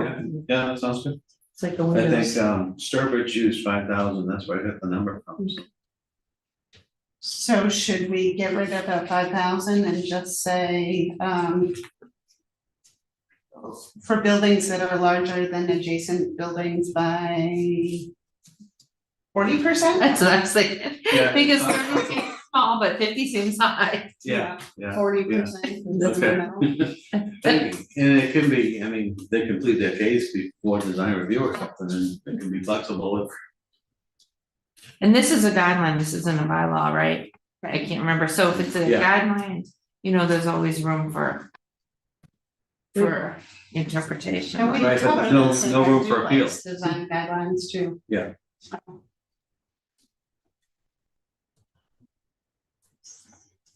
We did duplex design guidelines, so we didn't need a public hearing. And I just go in front of the. We did a That's public. gonna go back and read the minutes, but I think it was just in front of the planning board. This takes. But we could Do you double check. remember, Michelle, if we did a public hearing? Yeah. We didn't do a Yeah, public hearing? So do you wanna? Oh, we figured that out.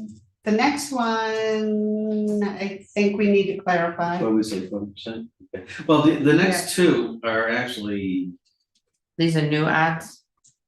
These are the only two new ads. oh, well, they're bylaws that are not in the guidelines, the first. And then the second one is a bylaw that only applies in one district. So, The first one, I had concerns because, like particularly Walmart, Northborough Crossing, you have large expanses of blank walls on the sides of buildings and in the rear of buildings. So the rear of buildings is just used for loading and storage, and of course, they're very particular about not wanting windows because of theft and Mhm. so I think if you want to include that, it should specify the front facade. yeah, I think It there's says another as one I seen. added, as seen from the street, which I think I added as I was going through these. Yeah, cause that way I've seen from the street, if they're side ones, if you have. Well, a corner- something like corner Wegmans, lot. is that even seen from the street? It's not, I mean, it's a whole building. Seen from the isn't parking seen. lot doesn't really count, right? So, Once again, I think I prefer the front facade. I mean, and then in the downtown area, it's more important to also ensure that there's windows on the sides. Right, Right, But not up at Northborough Crossing, Yeah, so so- I think it depends on where you are in the town, whether you should have this, like maybe this should be downtown business and downtown neighborhood. Yeah, only. I agree, or conversely, the other one, not agree. Right. And Because Northbrook Crossings, it's only, Right, are we gonna do that again? We're But gonna take a we- mountain off and do it again. we may though, because right now we've got an article proposing to rezone the gravel pit, so that's a huge amount of potential development for big box retail, and that's probably what it'll be. You don't think it'll go into apartments? It's not zoned It's not for it. Oh, it's not allowed? well, unless it gets zoned, so. But Right. there's no plans to do that now, right? So- No, How many years do they expect that to be done? 5? they've been saying 7 forever. 3. So they're For gonna be, probably 30. they're filing a preliminary plan next week to freeze their zoning for 8 years. So if the rezoning passes, then they can still do an industrial development for 8 years, and then after that, they have to conform with the new zoning So they've already filed that? next week. That's true. Let's get commercial. All right, Yeah, but I like mean, who having them knows? there. I- It's a good stone. I've heard that they've been finishing up for the last 15 years, so. I said the last couple of times I've called, they've shipped my stuff up from Blackstone where their other place is, because they said that wasn't even operating at the moment, so. But I last think time I was it's at from my Wegmans, house. it was going full tilt, I mean, they had trucks lined up. Yeah. I drive by it every day and, you know, sometimes it seems dead as can be, but lately it seems like they've been active. I'm still seeing the trucks up and down Route 20. Oh, yeah. Well, it's like their trucks also come from Blackstone though, so it's the same company. Yeah, and I know the fire department is still out there, I mean, Yeah, you can check with them and see how. Every time Oh, yeah, if you go Yeah. around the back of I built Wegmans, you can look my right house. down into it, and Yeah. I said last time I was there, they had like 10 trucks lined up waiting for that. Yeah, actually, I saw a big plume of this stuff. smoke or Dust. I don't dust, I don't know, last time I was up at Northborough Crossing, Mhm. so. All right, so how are we gonna change this one? Right, We're gonna change, all right, we're still on the continuous 50 feet, I mean, we can change the number of 50 feet too if you want, I noticed one town used 100 feet, but. The front facade, instead of seen from the street. And then you're gonna work out the districts and, We're gonna do downtown. I wonder if we should just put in the guideline exactly what's in the bylaws. yeah. Cause I you would think alluded so. to 709-020-D1, and I happen to have that page open. yeah, and I put reference in front of that, which means it's just. I think a suggestion or something in the guideline, or Yeah, I think it we wasn't should keep it the exactly the same. guideline. And it even says subject to review by the design review committee, like, it's talking about the front facade of a new building. Oh, yeah, here we go. And the building's principal entry shall be oriented towards the street. Yeah, Yeah, this is in all That's business fine. districts and downtown neighborhood. Building is designed to avoid unarticulated and monotonous building facades and window placements, regular spacings, and building placements that will be viewed from the street as continuous blank walls.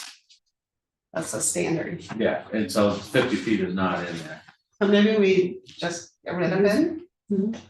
Yeah, and then just add this as a guideline, it's if it's it's just not in the guidelines now, so. Yeah, it's gonna be on the check sheet.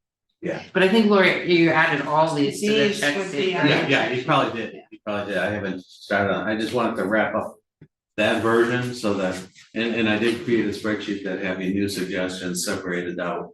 So that we can compare them, like I said, there's a lot of redundancies, so. so But that's 50 for a feet different doesn't meeting. appear anywhere. Mhm. No, the 50 feet isn't there. Let's say I copied that out of Somebody- either Acton or Okay. Sturbridge, because they had pretty good ones. You know, it's interesting because when you see some of the things that have come forward, like there was somebody who was trying to build a little mall in the area where used to be the golf, little putting golf on Belmont Street, Route 9. He would design something that, you know, here, and then there was one here, then it went back, but it wasn't like up, it had 3. Yeah, it was. With the rules, but we couldn't do it. But I think when you look at Shrewsbury, what do you call it? Christmas tree shop, that whole structure was all done to look. Okay, the articulated. last one. Yeah. So what are we doing with that one again? Sorry. We're taking 50 out, 50 feet out. 50 out and working out what districts it applies in and adding it as a guideline, basically. Yeah. However wording, I mean, Since it's already a standard though, I Yeah, don't yeah. think we have to add it as a guideline, No, just keep it as a standard. right? well, It's Doesn't have to already mean it. required in all districts except for highway business. Yeah. but if we're going back and adding all the standards into the guidelines, I don't think we are though. I think we're just putting them on the checklist, right? Cause when I sit Yeah, down with right. people, I tell them to look at the zoning bylaws and here are the design guidelines. I don't think we need to copy everything that's in the zoning bylaw and put it in the design guidelines. It's redundant. Right, if anything, if design review went away, I'd take everything in the design guidelines and put it in the standard. well, I'd say there's a very close correlation though between guidelines and standards, where, you know, that's on the reference column, which kind of points to the guideline that it corresponds to, and there's probably only maybe 30% of them are guidelines without being standards. Oh, So, so it just notes differently in this area. Think about the guidelines, it gives the design review committee and the special permit granting authority and the applicant, and we have a little bit of flexibility in the design, given, you know, what the neighborhood looks like, what the stretch of road looks like, topography, all that sort of stuff. But I think the guidelines, standard is one thing, but a guideline is where your creativity can come into play. Yeah, it's just kind of, okay, well, these are the things we're requiring, those are in the zoning bylaw. But these are the things we'd like you to think about. So this is kind of, this is the inspiration guide and this is the stuff you have to do. So just a question that, you know, we've had come up in the last couple of different things before us. There's going to be a new trend of going, well, you know, we're just an advisory committee and we're just really not interested in, you know, these things. How does that change? I mean, now that that's the new flavor. I don't think it, Because it never used to be. you know, it's. I mean, the permitting authority is the planning board and the ZBA, so I guess it just, it's how much credence the permitting authority is gonna give to the design review committee. Right. So they have, you know, they can take the recommendations or not. So say it's a guideline and we say, okay, we would like you to do A, B, and C. And it goes to the permit and granting authority. Can they even say you have to do A, B, and C because the design review guide said to? Oh, I guess you could, because when you go down the criteria to approve or deny, you can say, well, doesn't meet. They have to read the criteria, but. Yeah, I Yeah, mean, but- the planning board and the ZBA really are the ones ultimately making the decision, Right. so, you know. So the design review committee could come up with 6 recommendations. And they could go along with all 6 recommendations, they could pick and choose, maybe they like these 2, but they don't like these 4. I guess the benefit of the process is that you're coming in early on and you're having the dialogue with the applicants. And it's supposed to be a collaborative process, so you're supposed to be like, okay, well, this is what we think you should do, we think that this would improve the look of your project. And then the applicant can say, yeah, I agree with you. You know, I'm gonna make those modifications, or they can say, I don't agree with you. I'm gonna try my chances with the permitting authority. So, And that- that's like I kind said- of the benefit of it. And, hopefully it's that collaborative process, but it doesn't always end up that way. Well, and that's what I'm saying, there's a trend, because when One Lyman Street came in front of us, and they did an amazing job, whoever their architect was, the drawings, and wasn't it wonderful? I mean, really, really well done. And then, it was, well, the designer said, well, can we move the door over here X amount of feet and give me a picture of what that's gonna look like? And they went right back to the computer and they came back with the full drawings again. They really did a fabulous job. At no time did they go, well, why do I have to do that? Why do I have to do this? And then as time went by, it got to be, no, and no, and that's your interpretation. So with the trending and going to town meeting, if there's enough people that say, we don't really feel that we want to go through that, back to the planning board and back to the ZBA, at least if we produce a guideline situation that says, here you go for them, there's still gonna have to be people to do it. And you see design review sprinkled through everything. Yeah, So, Well, with the fire station, so of course, you guys saw that I already prepared my letter for planning board.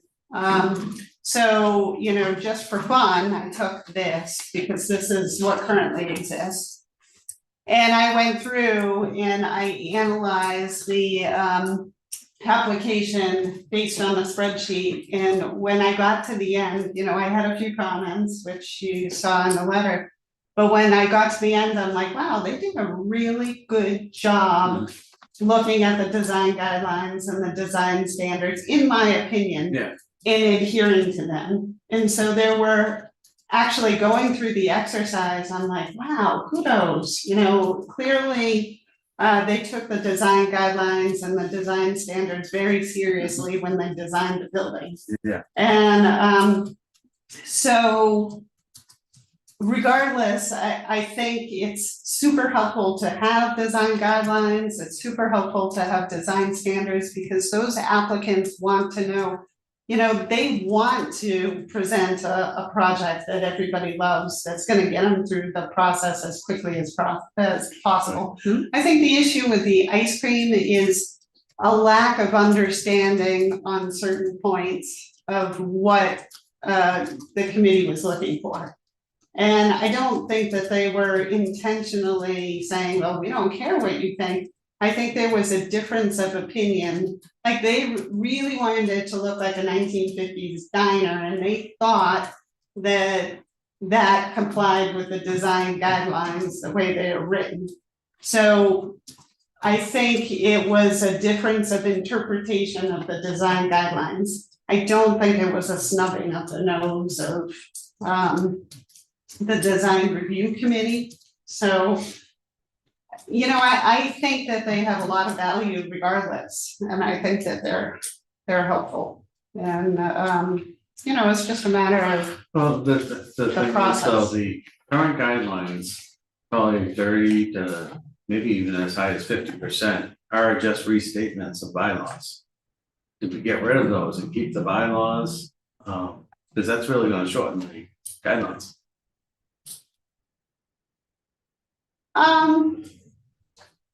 I think, there are some things that should be standards, that should be requirements. I think that, I wouldn't put pictures in the design, in the zoning bylaw, so I think the pictures are helpful. I think the importance of the guidelines is to make them flexible enough. In my opinion, they should inspire creativity. Not, hem people in. So, Well, there's also a higher probability of somebody that's doing a building reading the guidelines. And, bylaws are kind of standardized, but differences, but. So I kind of like leaving them the way they are in there, and then in which case we'd have to add this one just to be. In the one after that, to Okay, But we can that's think not about in it. there right now, yeah, and say So it's that- not a guideline right now. even though it's a standard, but you'd like to see it in the guideline if Yeah. they're just looking at the guidelines. And actually the next one more so, because the next one is. It's in one district only, and it's, if I'm, I think it's an overlay.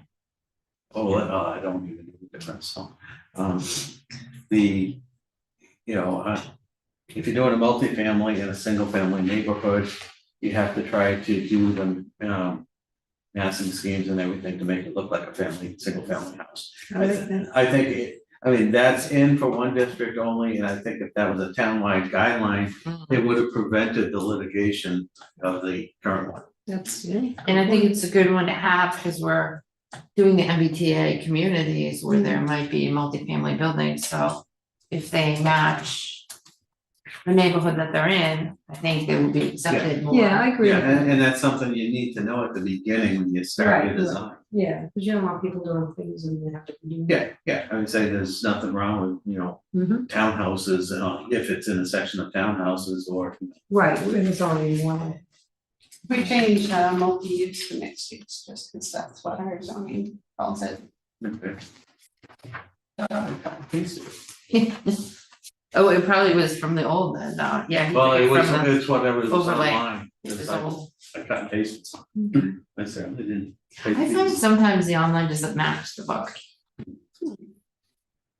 That shouldn't happen. Right. Okay, so, but adding these also. I do like that one. promotes the, Mhm. well, that's why I say, I'm trying to look at these things from fresh eyes where I've never really been involved in this and, That's but, right. and I've witnessed the different hassles that have come up in town. And then, go back and read these things, I probably would have prevented, so. Yeah, I agree. I think that's, and I think the fresh eyes is great. I'm starting to lose those, so. Me too. Can't look at this as so small anymore, my other dog. Okay, Well, so it's the sun Yeah. one day. do you agree with that, Lori, adding that in somewhere? Yeah, I might say for multifamily and mixed use buildings. And again, it should get reviewed by planning board and the open, because maybe it's something the town doesn't want, Mhm. So that's really the only new ad, the other ones are just wordsmithing that we can run by too. Yeah. And some of them, they make it actually easier, Mhm. not trying to make it harder. And then we're gonna work on a one-page definition Let's- about. No, Yes, New England Yes, yes, architecture. one page or two sides, so, and I have it, I just want to, I think it's a good starting point. Yep. And what was it? Yeah. Medway, That way, yeah, did it, but they copied Medford, which gets really confusing. And how you say it. Yeah, a totally different challenge, okay, but they had examples of the buildings and, they had stolen the drawings from what credited them. But I think, some of those examples are, right on Norfolk, and you could probably use photographs of drawings of Norfolk buildings for that. Okay. I like They that. didn't do their Queen Anne style, it's not what I think of when I think of Queen Anne. Mary, Queen Anne, right? Queen Anne. Cliffs. Yeah, we got That's the white my cliffs. Unfortunately, it doesn't look any good now. That's my Yeah, house. and technically, the White Cliffs is that / shingle, because the original doesn't have shingles, it just says stonework, so like. The page, the first page. That's, Well, Eustace is Eustace, yeah. yeah, because that's all stone. But mine's Queen Anne. And Yeah. it's like 5 different sets Yeah, of shingles. yeah, yeah, and- but Queen Anne's don't have shingles, so it's the shingle style, that you can do slash and combine the two, Yeah. because they do look very similar. I've heard, you guys know House is way pretty more than close I to do me. about this. What was it called, Painted Lady? Where they Yeah, have 8 different colors. It like it almost like might a have been at touring one thing. point, it might have been, Oh, but it it built at the was, but it same was time built as for the the White White Cliffs. Yeah. So, Yeah. and I never saw the White Cliffs in multicolored. well, that's I because think it was like a maroon. Well, Brown. the color. pictures was we brown. found were black and white pictures that were colorized. Yeah. Kind of like a brownstone, Yeah. and we don't know if that's true or not, But if you look at some of the other structures like that, there's one in Worcester and there's some around, it depended on, it didn't look like they changed the colors much. So there must have been like a couple of years where they weren't as crazy and then when they went to. well, the faded, there it was a like cream Hudson. colored period, Yeah. So, and interestingly enough, my garage I built to kind of mirror the house and Karen Gibberman took that style and did those condos up behind 7 Monument Place. Where the band came out, and this was a slab boards down here, and this was shingling up there, and it was all done in vinyl, it was faded. But that got to be kind of a combo. And Okay, so we're all done with that? we're all done though, these are just the changes, so now I have a different spreadsheet, did I send it? I don't know, so now we have to figure out I the did send changes it, are but I have all incorporated types of into typos. lists. Yeah, so I think Was that the one that got sent out last night? it just sent the PDFs last night. So it got too confused, with the PDFs, you can just print the relevant page. I had to, just for the sake, we'll probably recombine it, but I separated onto tab each different category. And that's just because I needed to, we've got 2 sets of revised things in play at once. And we need to kind of consolidate that and make sure these changes are included in her changes. And then her changes, I don't, have you gone through and looked for redundancies yet, or? Yeah, well, part of that is, I guess I went and talked to you. So the white are the design guidelines, and then the gray are the design standards. Oh, okay. And so there are certain design guidelines that are of similar language to the Right, design right. standards, but maybe not exact. Right, they just changed the wording to make it be a guideline versus a legal Yeah, document. so a couple of them, I just took the liberty of deleting the design guideline because they were so close in language that I just put it as a design Right, but now standard. we've got a document that doesn't have your deletions, so we'll keep them separate, we'll go through it page by page, I mean, there's no Yeah. reason to rush on that, we'll do it right.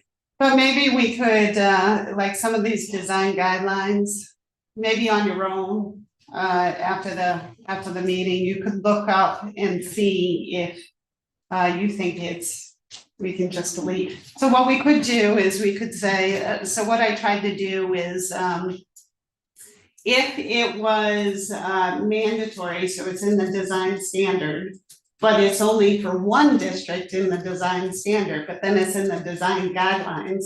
So what I said is, it's mandatory in downtown business district, but it's recommended in all other districts. So that's kind of the way I handled it. Okay. Yeah, So- I agree.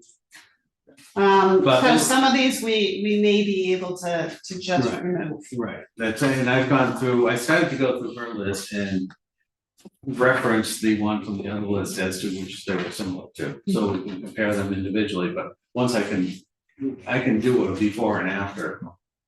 Once where we don't have 2 sets of revisions. Okay. So I've started that, I broke each category onto a separate tab on that document for now. And I just have a black line going across the middle with this set that we're working on, and then hers underneath. But we'll update the top part, get rid of the black line, and then I'll go through and stagger them so that the grouped items are together, so we can go through them line by line. Okay. And it's not as bad as it sounds, I mean, there's probably only maybe 20 that have some And questions. here she grouped them, Yeah, right. okay, so the same. yeah, okay, yeah, so that's yours, I mean, okay, yeah.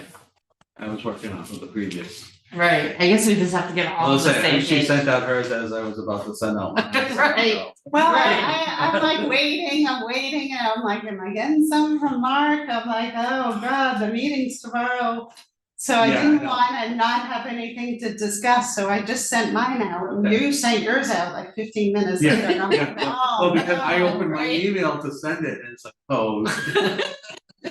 So it's very tedious work. Well, That's one yeah, thing about it design is. work and. You have to doing just book walk clubs. away from it every now and then too, Yeah. or procrastinate it. Yeah, well, And it's also confusing, the way the zoning bylaw is written.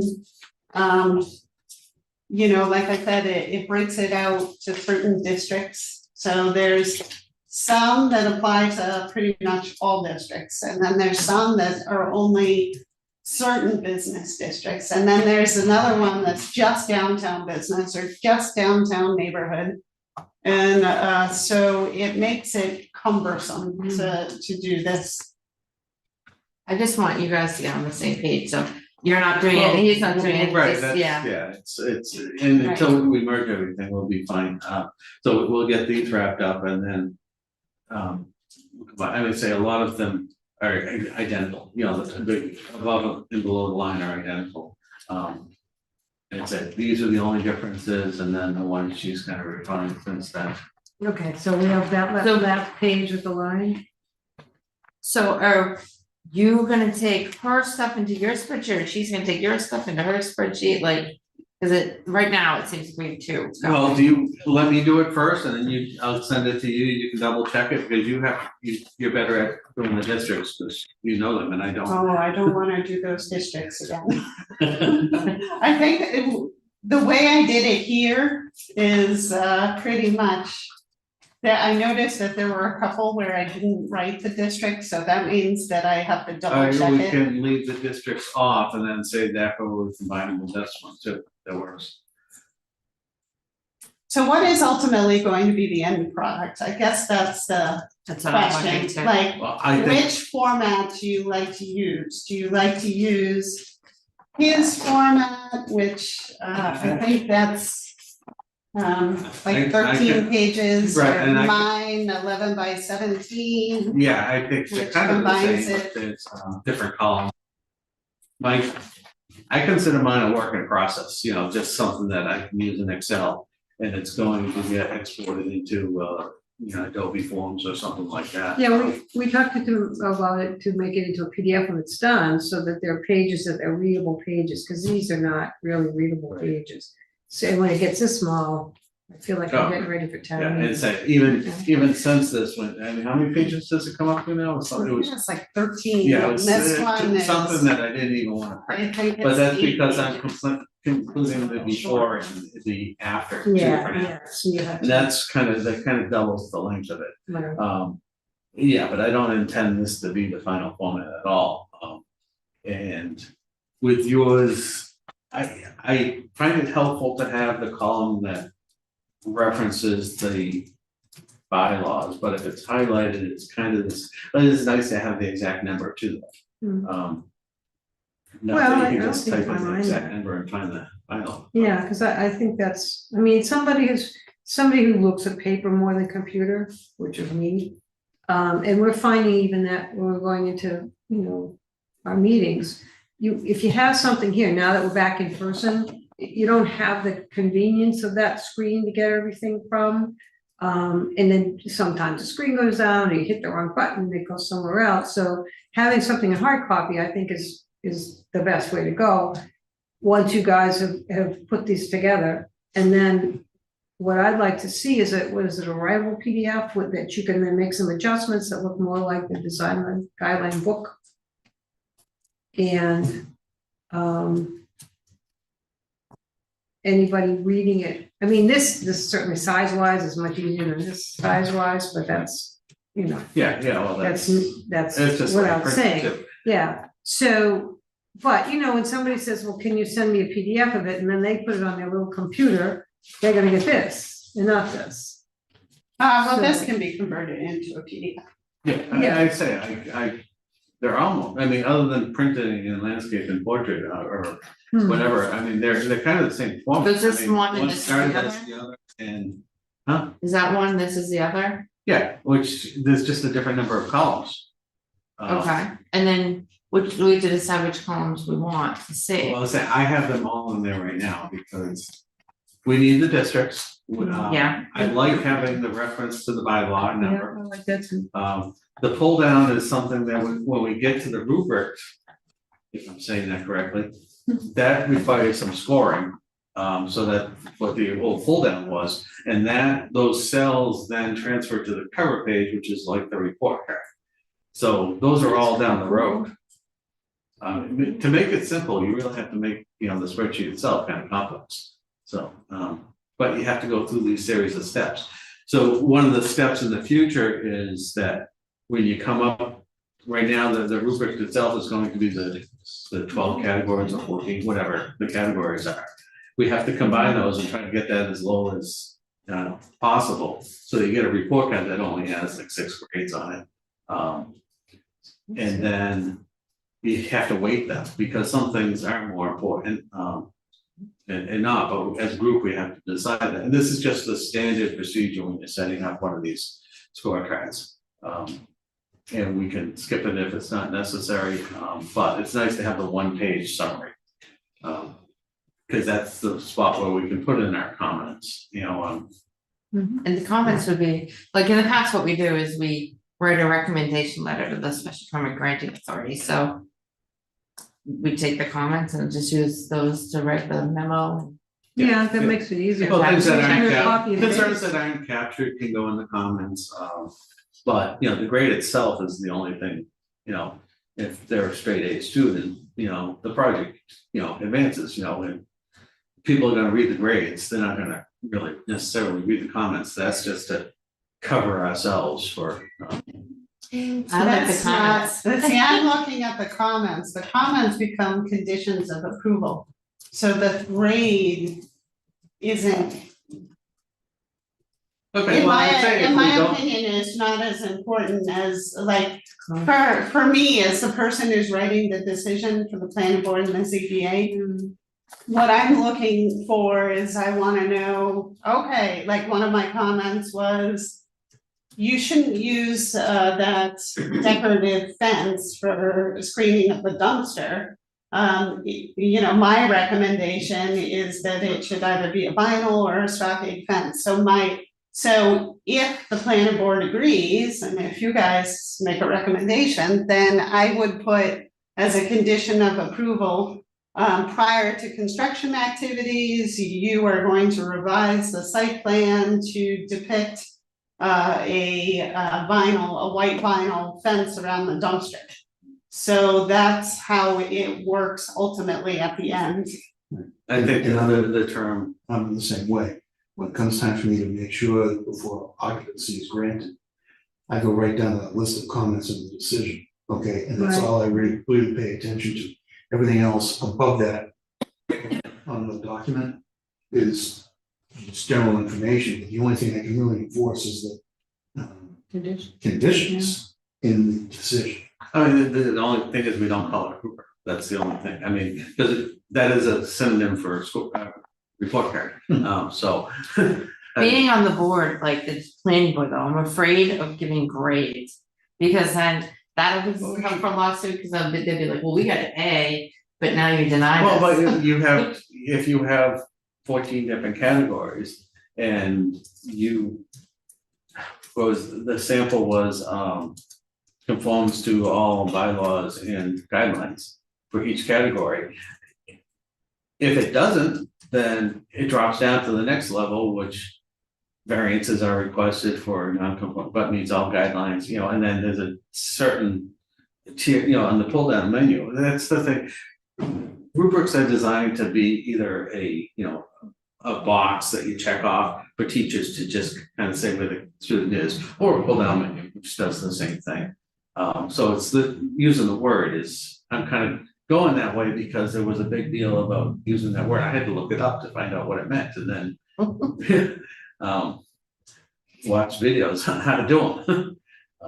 So, yeah, that's how I love them, so. Yeah, so it's a lot of work. I mean, you've done a huge amount. Yeah, but the categories, if you don't conform with all the things, then that can become the comment, saying. Although, I still have to say, especially when we're talking about design guidelines, it might end up being a better quality product in the end if you don't conform with certain design guidelines.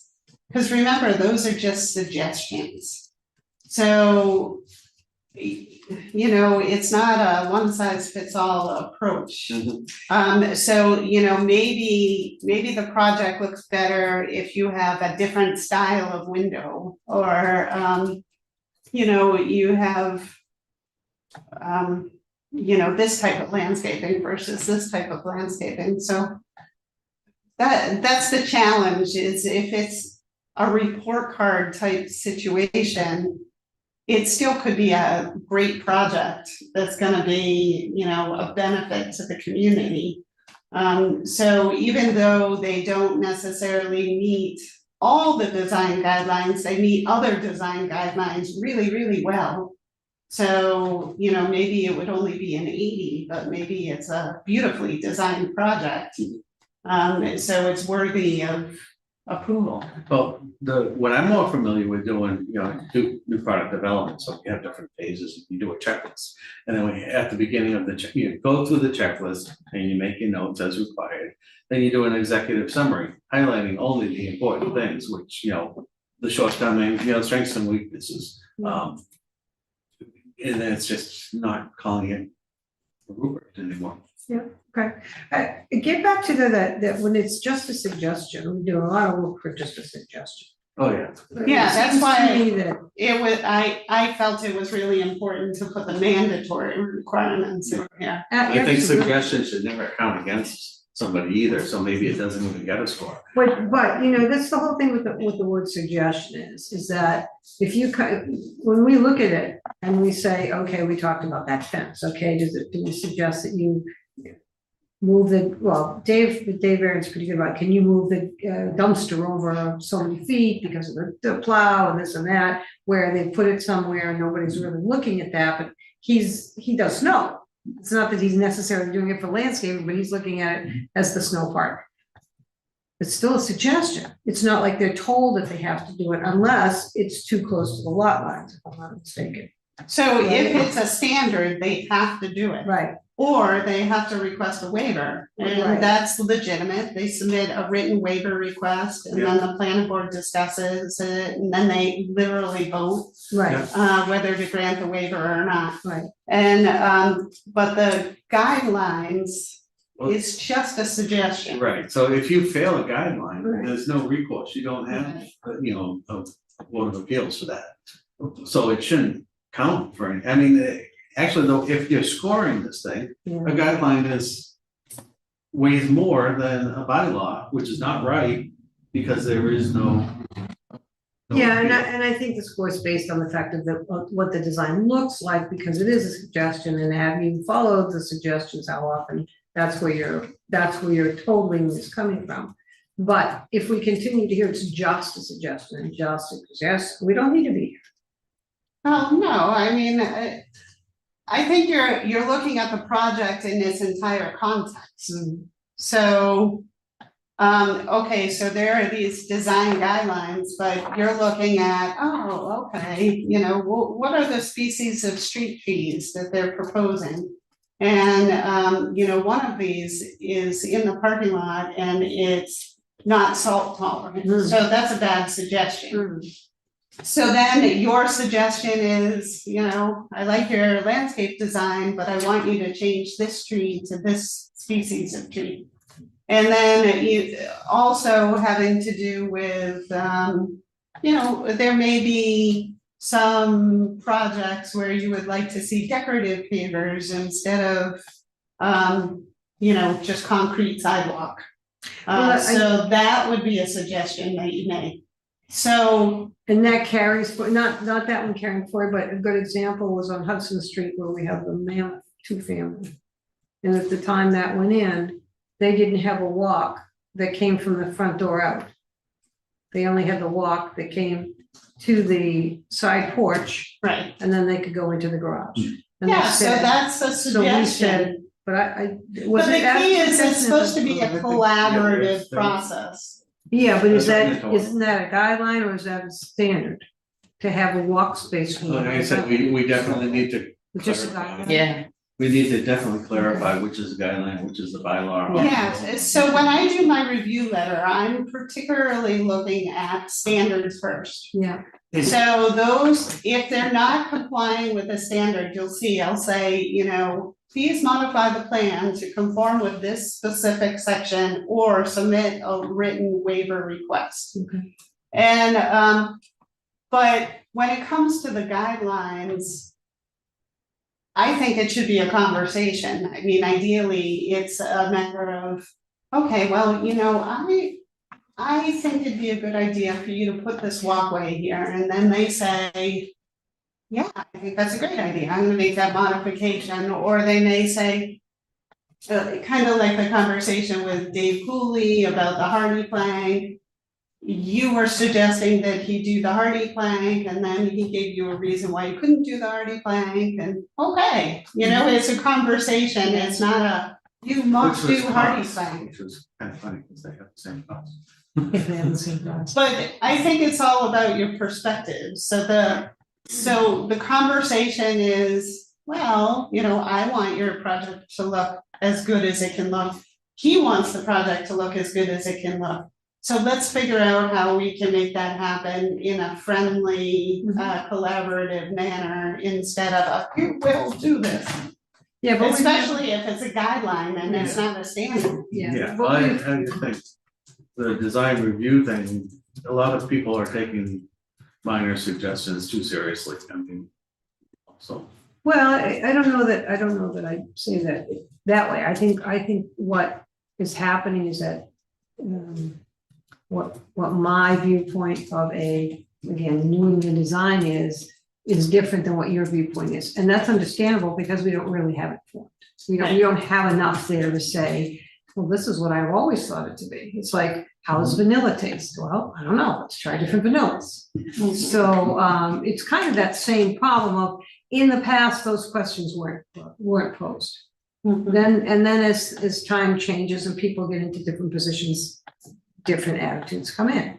And instead of it's a collaborative, we're all working here to make it as good for you, as it is for the town. And I think for us, we don't get anything out of it. But if I want your restaurant to do well, your food's gotta be good. Number one, if your food's not good, nobody's going. I don't care how much signage, I don't care how many balloons you put out there, I don't care, free hamburgers, if they don't taste good, you're not gonna go after the first time. Right. So that's kind of what my vision is that, we're gonna help you. This is what we're trying to do for you is not gonna hurt you. We're gonna help you because we look at stuff all the time, and it's certainly my design skills and my experience in owning businesses, I know how it all plays together. Mhm. We're only trying to help that move forward. But I think it's So- also important to recognize that sometimes there may be recommendations that do hurt. Like particularly with the ice cream, when you have an existing structure with a flat roof and then you say you want them to pitch it. That hurt, because that's a big, big expense. So I think it's important to articulate what is kind of a preference and versus what they have to do. And I don't think it's always clear. Yeah, and that's what we have to put together, something that there is less controversy over clarity. Yeah. And I think that down the road, especially because so much stuff is, as you say, nothing matches. Maybe that's the style. If you want to go quick. Well, I say, Okay. it's a definition of what the town's supposed to look like, and that's kind of beyond this group, somebody, maybe, well, if you have the planning board define what the town's look is, because they gave me that question when they interviewed me, it's like, how am I supposed to, it's eclectic. Right. Yes, and it is hard, and yes, there's 16,000 people approximately, yes, you'll get 16,000 different answers, so. Mhm. It's I hard. always go back to the 2003 community guideline or the community development. I think it's really good. It laid out even complete streets back then, but we just never did it. It's like if we had followed this, but actually we're having more changes. Like you say, planning takes time. We're having turnover now that we didn't have then. So now is the time to really try to make it look But nicer. if you find a good definition of that, maybe we include it in here as a preface or something. Right, well, they usually do manuals, they do have a definition page too. Not of everything, but certain questionable things, so like I love that square foot versus a gross square. Footprint. One of the things I learned when I went to commissioner of schools in college is that the definitions is the reason why they're in chapter 2. Because they set the stage for everything else that comes behind. Right, And to this day, I still refer to the definitions in the zoning code. That's a big deal. Because if you have to get right down to it, you start with definitions. Right, right, You it's so, Because you have to, it lays the foundation of where you're coming from. right, You know, it doesn't matter where you're going, but you have to start from somewhere, and the definitions give you that starting, right, Yeah. right, you know. so that's, Well, say we could take larger, or leave it as larger in these things if we had a definition of larger somewhere else. well, yeah, I think, But that's just an example. yeah. All right, Okay, so are we clear though, where we're going next with this? I'm gonna do the updates that I noted, and I'm gonna give it to her, right, I'll send it to her, and then she can review it, you know? yeah, because I think you've got the same, I mean, look at, you've got notes, you've got Oh, yeah, district, but once she reviews this one, then I make sure that the combined one that I've done, it's the same, yeah, includes all the agreed to changes, Yeah. and then we can review the other ones, because it is going, I have to count up the number of. It's about 40% of the guidelines are restatements of the bylaws, and. We probably should talk about, once we have them on the table and in front of us, we should go through and see what style we like better, or Yeah. how many we're even talking, because I think the ones you've added should be added if they were missing. But, and then it's just a style. Well, it's more like these are the standards, so it's more like a checklist. It's- So these are the law. So these are the ones that went through town meeting. Right. So that language should come first. And then the guidelines are, yeah, that's. good. But- are. Well, if we're gonna get rid of one of them. No, we're adding to it, You get rid of the Well, then you guideline. keep it twice. You get rid of the guideline, which defeats the purpose of the Yeah, I guideline, agree. which is in layman's terms, yeah, I you agree. know, so. But then if we get rid of the guideline, we just have to make sure the standard matches in the book. It's still there. Yeah, I don't know that I wanna get, like you said, like the guideline, I think that's what we started with, unfortunately. But the checklist, you know, if you have the requirement up here and then you have slightly different wording, but it means the same thing here, then I would get rid of the guideline and just say it's mandatory, but it's recommended in all other districts. Like I wouldn't keep the same language, because then when you're going through the checklist, it's the same. Well, You know, you checked it up here and you then think you of the checked it. checklist, so there's two perspectives on that. One is she's gonna go through it and know the bylaws, but a person doing a self-score or preliminary thing about what's required at the end would prefer the simple terms and. You know, so as a self-appraisal and as a final checklist could end up being two different forms. So you'd want it to be the same, because if you're the applicant and you go through the guideline and say, well, I follow that, but it doesn't meet the standard, then The standard is the law, they have to do that. Right, and I'm just saying that a lot of contractors go to trade school to learn to be a Because the contractor, guidelines and are- then they become very successful and own their own company, so they're quite good at what they do, but legalese is, I can't even read legalese very well, so. Well, chances are it's the architect. Architect and the engineer are the ones that are using this. Hmm. Well, I tell you, we didn't have No, it. legal the- classes in the schools, you know, it's engineering, I mean. but I think if they have a question, they'll go to Lori. Don't you think, like, Lori's gonna go through the checklist? We do pre-application meetings, All so the time. Bob and I sit down very early in the process, and then. When they're a little bit further along and they have a concept, we bring the fire chief and the police chief and the conservation agent and the DPW director, and we sit down together, and then they usually file with you guys at that point. So we've already had a couple of So- pre-application So by the meetings. time they come to us, they get vetted kind of through, we give them guidelines, okay, we. Tell them what are the pitfalls, what you have to do, what you're gonna look out for, all the stuff. Lori points them to whatever guidelines there are, okay? The fire chief puts, all the departments put their input in, then it goes to you guys, okay? And all it does, and even though all of this is advisory. Capital A, okay, what it's doing is providing a service to the special permit granting authority. Right, And you're cutting through all the weeds and the details, so they can take their best. right, That's what you're doing, okay, so you're actually helping the applicant present the case, okay, by fact that you hashed everything out. Yeah. So that when they go to cast a vote or discuss it, they're thinking big picture and not the minutia. Right, Hmm. right, and This if you need is- that. This is the minutia department. Welcome to the weeds. I just don't understand how a project can get to a point where it's going for final approval before the design review and not conform to the guidelines. So this is going to be beneficial for an architect and a civil engineer. So before they design the project, ideally, what they're doing is they're reading the zoning bylaw, and now we'll have this awesome little checklist. And they're looking and they're saying, okay, you know, this is what I have to do.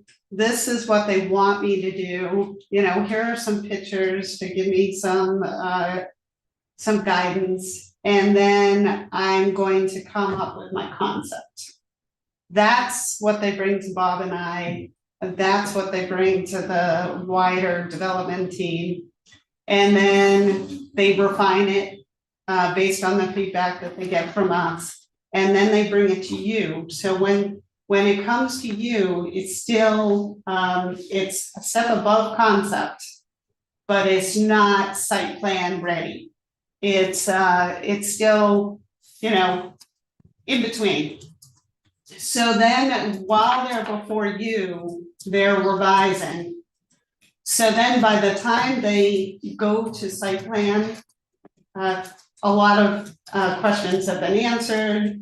You know, they've pretty much finalized their draft, and then they go to planning board. So the benefit of this process is by the time they go to planning board, 90% of what you want should have already been addressed. So that your comment letter should have very few bullets on it. And it's only the things that you can't agree on. So it's the things that you want that the developer doesn't want to do. And that's what goes to planning board. And then it's the same thing with planning board. So, you know, ideally, they're not before, I mean, I like to have it that there's very little outstanding. They should be pretty compliant. You know, when I did my review of the fire station, well, we've already had a couple of rounds of plans, so there were very few items on it that were outstanding. So it makes the process much shorter, ideally, before planning board and ZBA. Well, I agree with that.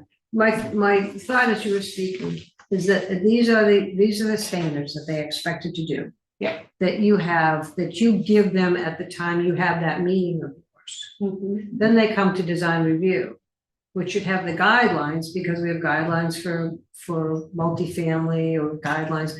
Then our guidelines should be a little bit different, more with what Marcus is doing, in that we're creating guidelines here that are going to be a little different because it's redundant if what we're saying is what you said.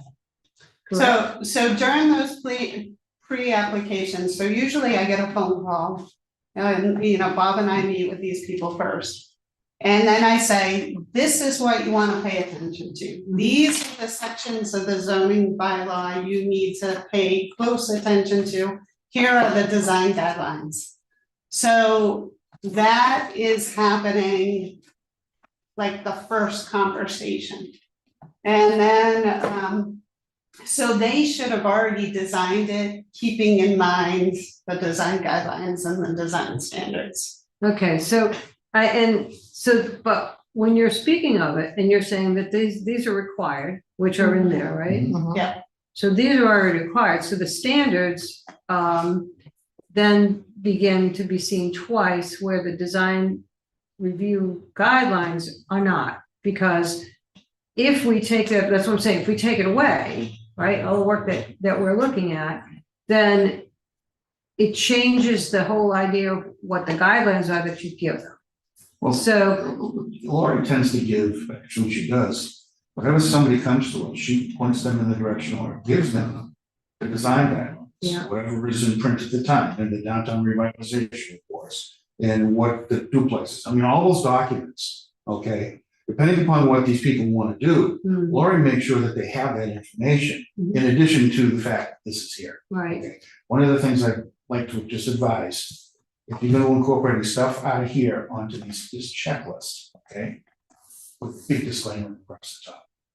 This is not the zoning code, okay? yeah, There are items in here that may or may not be in here that need to be adhered to. This is not the complete set of Yeah, I rules. they have to think that follow. is in the guidelines too, so Okay, it should also be. Big yeah, disclaimer okay. across the top. all right. So, and I like that, absolutely. I mean, I could, in the building code, I have it's a application checklist. Okay, it's not scored, it's just a checklist. And there's one for residential, there's one for commercial, one for residential is 5 pages, single space, one for commercial, 30 pages. Okay, and it talks about line items right through the code, and it gives you the chapter and verse. Okay, and again, at the top of that, it says, this is not a complete list of all the requirements you have to meet. Okay, and, you know, we used to use it a lot, but I couldn't damn thing memorized, so I can just go right down the list. And it's similar to this, it's a checklist, you know, for myself, but also for the applicant to know, this is what I'm expecting. Okay, so we're both on the same page earlier in the process. Mhm. Okay, which is where I think this benefit, once these two documents get noted. Yeah, Yeah, You know, it gets them looking in the right direction with the right amount of information. So that hopefully things go smoothly along the process. So Right. when they come to you guys, it's not just a crayon on a napkin. right, that's the thing Which- that which we you've seen told before. about, yes, And I get that on building plans a lot. And I say, here we go, come on, that's some respect. yeah, So I think this is a benefit. But you just have to be careful how you set up because they can say, well, I did all this, I don't have to do this. right, no, you're absolutely right. Just be careful. and that's what I'm afraid of with the grades too, like, I got an A, but then the planning board denied it because, oh, we might deny it for a different reason, but because we've already gone down this road, and then you go to court and they say, well, design review approved it, but you guys denied it, so. I mean, do we actually approve anything? I mean, is. No, that's why like the letters, once I started on design review, I restated the letter saying we didn't approve it. They used to say, design review approves the site plan. Now we write, the design review met and has these following recommendations. Yeah, yeah, so it is a little different than Yeah. before, but I do think the guidelines, I think what you're doing is very important, I think Laura put together is important, I think putting them together is important. Because it's theirs, they can then start looking at it, and to Bob's point. We've been told, as long as I've been here, well, the first couple, it's just kind of an overview, and then it isn't, really. It comes in and it's pretty much, it never changes. A little something here maybe, but that's what you get, it's not this napkin idea anymore, so, And this will come to us and we'll see that these have already been checked off, so then we only have to review. Well, yeah, and I have no problem, I mean, actually, I prefer that, you know. Yeah. Because I don't want to have to memorize the bylaws. right, well, that's it, it's for the people who come in But next. it would also be nice to have layman's term on each bylaw, so like they have in the guidelines now. Yeah, And, you know, on an Excel spreadsheet, you put a filter on there and just, you know, say bylaws or guidelines. yeah, So I don't know, we can think about it, talk about it more. okay, I just, you know, ultimately, you know, projects that, you know, You have to read these and see if you need them in layman terms, because once you read them, they'll probably. oh, well, right, and They're all I say a pretty lot of basic. them are verbatim, then, Yeah. and those are easy. There's only, yeah, when you start to say, you know, 5 feet, you know, stuff like that. Yeah. But yeah, until we actually know the number we're dealing with, like, it's probably not even worth having, you know, too much time. okay. And I do think, I like the idea of having the bylaw numbers referred to when you're doing something like that, because again, the person who's coming in to maybe sit in these seats isn't, Amy and Bob, and maybe Laura, know the zoning bylaws. I have to look them up. I have to be specific, show me the number, I look it up and I read it. But, and that's all I wanna do, I don't wanna know them that. Yeah, And if this is online after too, like Yeah. the person, the applicant can click on the link and it will take. Right. Right, exactly, Yeah. that's why, guidelines with a click to the link was, I thought, the direction we wanted to go in. I didn't think we just wanted a restatement of bylaws Yeah, and a list. yeah. Yeah, This is a no, I checklist. think it's helpful to have that. Who's gonna do It's not that? easy to do it. Right. I did a lot of them and fortunately, a lot were in the old guidelines that I cut and pasted. Yeah. But if Laurie wants to go through them. But too, but it just like right before town meeting, it's gonna be hard. Yeah, I have your sympathy, or you have my sympathy, I guess. When is town meeting? 22nd. A week from I'll have Monday, to put that on my schedule. right? Put in for 3 days. Bring your magnifying glasses, because the print on that thing Is is it? teeny, ridiculous. I also have to move into grant writing, so the big grants are due the Do first you, week all of right, do you June. want, cause I can search for the text and find it and then add those through those. That would be fabulous if you could do that. Some of them I wrote in the text, but most of them I did not. Yes, I noticed that, so, it's helpful comparing two, because I got it on the old one.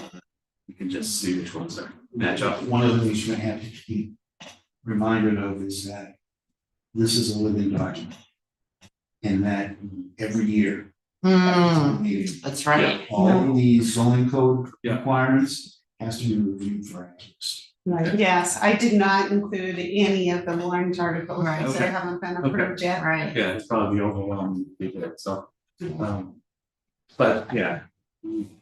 Okay. So, but the numbers, if things change, it's the number, letter, that sequence change, like, If things you are can caution added. me not to use page number, cause that changes. Like in engineering, if. Oh, yeah, the if- page if number a of the bylaw bylaw book gets- changes. Or a rule gets deleted, we go to the next number and leave that as a vacant number, so that it doesn't screw that up. I don't know. if we leave Sometimes we vacant do numbers. that and sometimes we don't. It's stated in There's so many the years. article. Like, for example, for the sign bylaw, of course, we struck that from the article, but right now, the definitions are numbered, and my proposal was to eliminate all the numbers.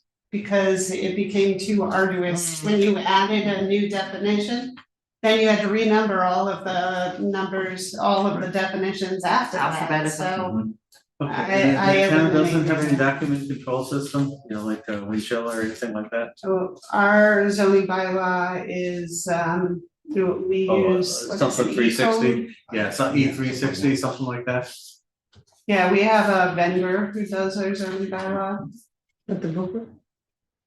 Yeah, so they, And they online. make sure that it's consistent throughout and that the spacing is right and all that good stuff. Okay, so is everybody okay that we just moved to minutes really quickly, because we did have a long list of minutes? Okay. And you And, have a few, we're done with. Yeah, Mark- we Mark work, was that? yeah, cause I think doing the scoring system, if we don't wanna use that format, we just change the term. That's fine. Yeah, I don't know, Could be but, personal, I mean, it could be up to the, Yeah, oh yeah, no, I like going back to some. okay, I don't mind, do you guys, what do you think? Like, I think. Oh, we're not there yet. yeah, well, okay, we'll talk about it later, it's 11 o'clock. So we'll go through the meeting minutes, did everybody have a chance to read January 11th meeting minutes? Lisa and I both had changes. I didn't, but I'm not on it. You weren't- Okay. Yeah, you weren't there. I've been as far back as they welcomed me, so. Yeah, I think everything was okay. We did. Yep. So that's 11. Okay, now it's so weird because we're in person now, like, do I have to take a vote that we approve it? So, You still have to vote, but you don't have to do, it's Roll just call. raise your hand. okay. All right.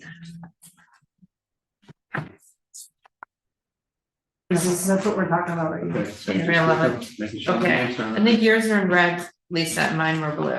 Yeah.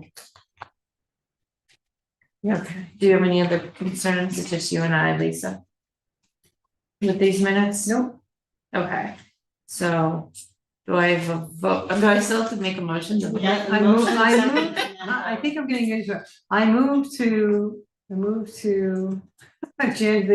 what, Approve. accept, approve. Yeah. Aha, I move to approve the January 11th, 2024 design review committee minutes as amended. Second.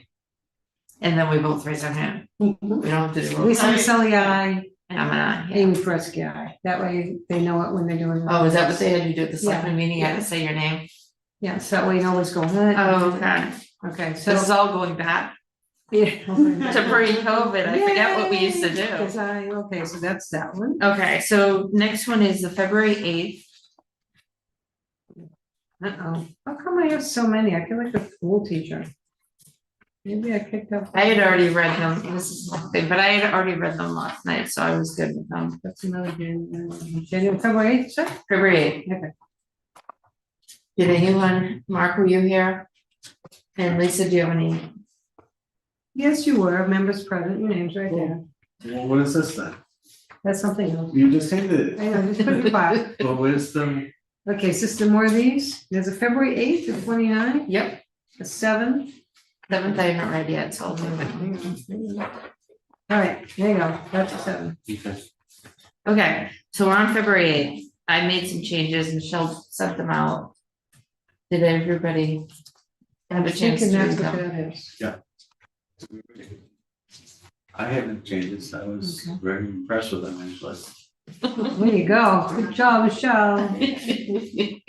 Okay, I move, we'll do it quickly, because I have to wait again. I move to approve the February 8th, 2024 Design Review Committee minutes as presented. Well, they're amended. All right, one? The one, okay, fine, as amended. Do I hear a Mark, second? you can Do I second. hear a Alright, I'll second? second that. Thank you. Okay, all in favor? Amy Pertzky, aye. Lisa Maselli, aye. Mark Bickman, the aye. There you go. There you go. Okay, have it. and I have it. All Next right, one is February February 29. 29. Oh, gosh. Could make some changes, I'm sure. Maybe, maybe not. There's only the one, so, yellow.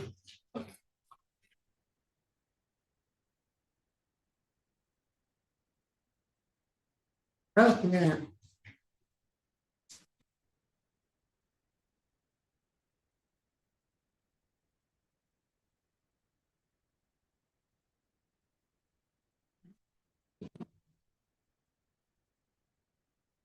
I did read them though. If you read them, I need And to I had okay no with them. changes. Okay.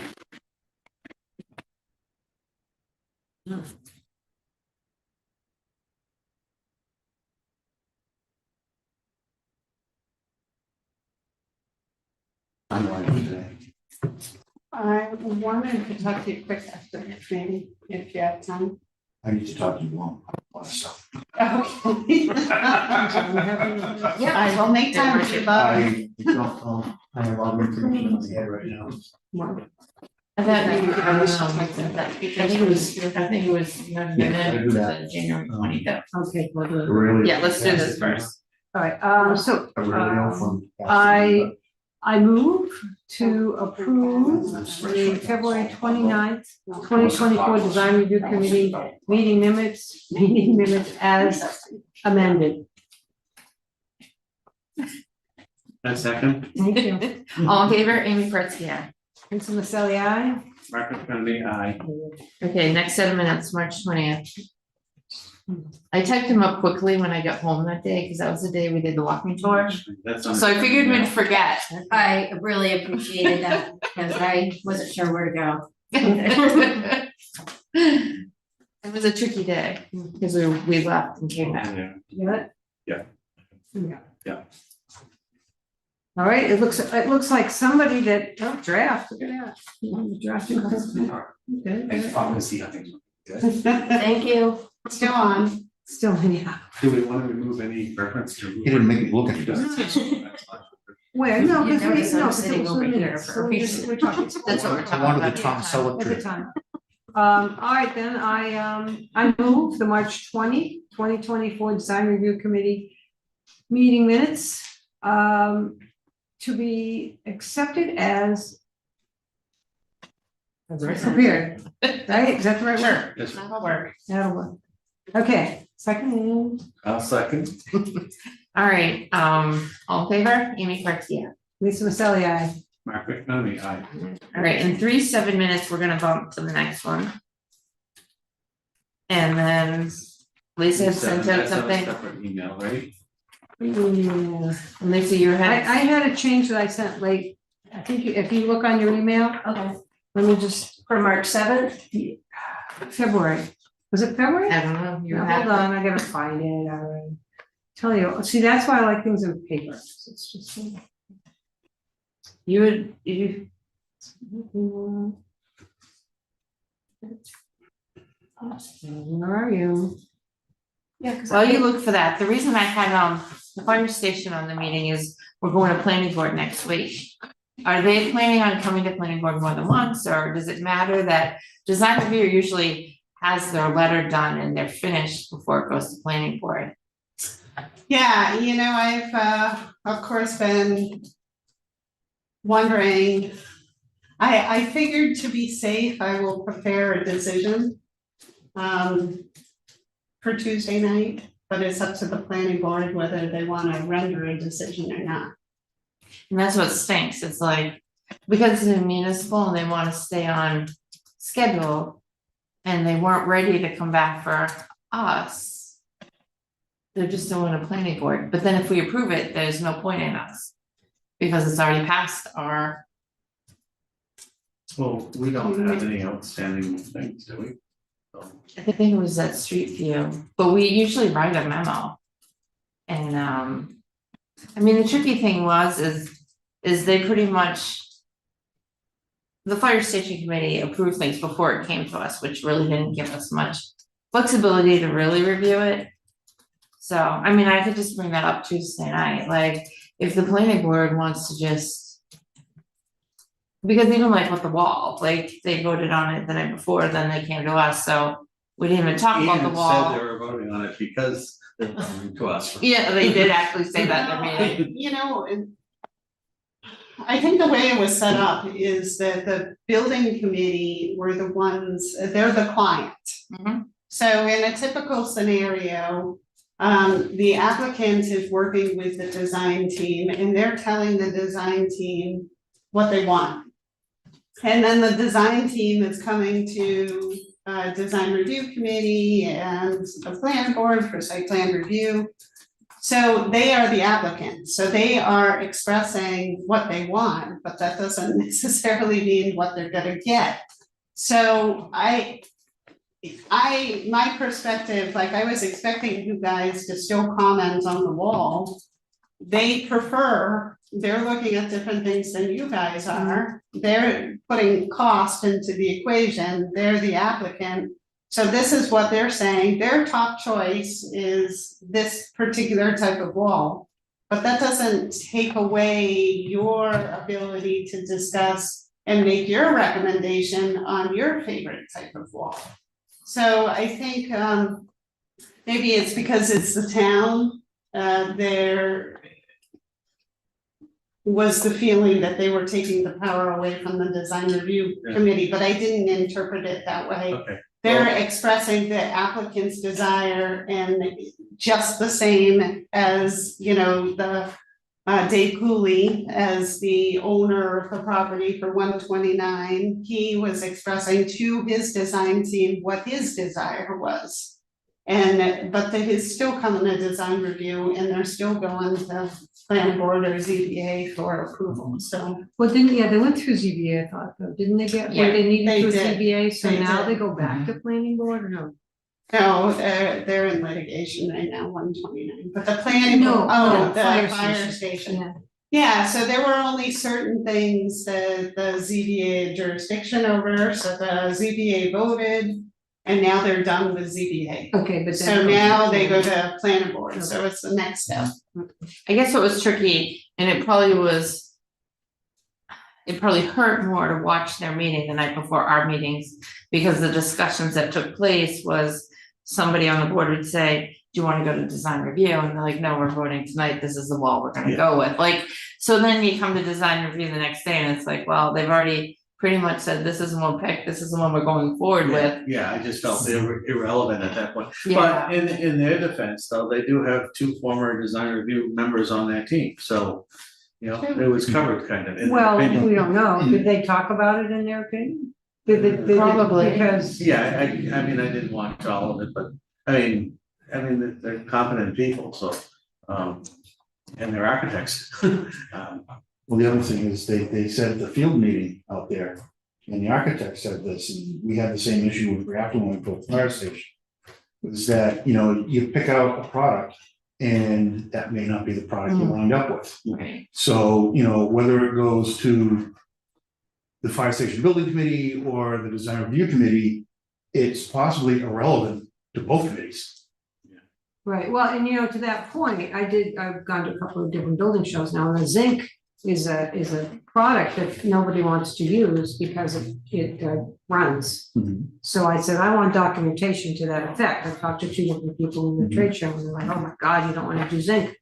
And I don't want it to be anecdotal, I want it to be important, because if in fact 2 years from now, you've got a nail in there and the nail material conflicts with the zinc and it runs, it's not gonna be good. And nobody's gonna expect that from different, I mean, if you're not in the building world, you don't know that. And how are you So gonna the know dye that? and the So, zinc runs. yeah, so what happens is It's it's a chemical reaction. An architect isn't gonna necessarily know that. An architect is going to look at the design and what we can do and all these different things, but some things that are brand new in the field, they don't know. And even the new materials, like I talked about where the new AZACs and the plastics and everything else, they're making things now to last 25 years, 30 years, 40 years lifetime, just like they did with Rhino Shield for paint. So because of these new materials coming in, when I was going to my little architect classes and things like that, you didn't talk about those things, it's just how it looked. You know, this looks nice here, this is a nice fabric there, the material looks good here. You never delved into what they did together. So, and unfortunately, now you're looking at a building that's supposed to last 50 years, you've got to take the responsibility of what it will look like in year 10, year 20, year 30, year 40. Which is why the classic brick and everything, it didn't really change. The brick stayed the brick, the mortar stayed the mortar. It wasn't until you added things to it that in today's world, because there's so many different chemical reactions, like laying zinc over copper is gonna cause a metal reaction. I'm not a chemist, but I've learned that there's certain things, even with paints, you know, you lay one color down, you do a t-shirt, you want your color to stand out, you put white first, you get a dark t-shirt, then you put your color on top of the white. But that doesn't necessarily translate into who's doing the design work. Because I'm looking at the design and how lovely it looks today. I don't really care what it looks like 50 years from now, because that's not my job. My job is here, making it this way. It's just like a couple of different, Frank Lloyd Wright and Frank Gehry, and there's a third, and Frank Gehry's might have been one of these, where they ended up removing his buildings because the architecture he created was dangerous. And I think it was Chicago. So they have these big apartment buildings, and the entrance is recessed. So there's a section that you can't see anybody at the door. And crime was getting so bad, and people were getting killed, and there was no way to see what was going on. It was well before cameras, that they ended up taking the buildings down. And that architect wouldn't have thought about that. Those guys are rookies. Yeah, right. It's like, why did you not think of that? And I see that actually on Ridge Road. So the first house that's going up has got a recessed front door. I'm like, because you didn't see that. Good It's thing we're very not popular design.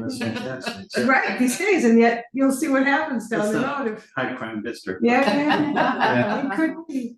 Swamp monster. But I just wanna know, what do we say on Tuesday? Because, you know, they came in front of us, we never wrote the letter. So how am I gonna Well, state this as the representative of the planning If board? we had talked about the wall in our meeting, you know, they voted on it before, but when we were talking about terracing the wall, we were also talking about removing the parking spaces in the back.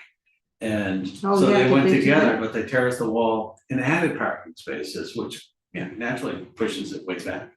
So, you know, it's dead now, in my opinion, it's whatever, you know. Right, should I just say the design review doesn't have any recommendations because we didn't finish?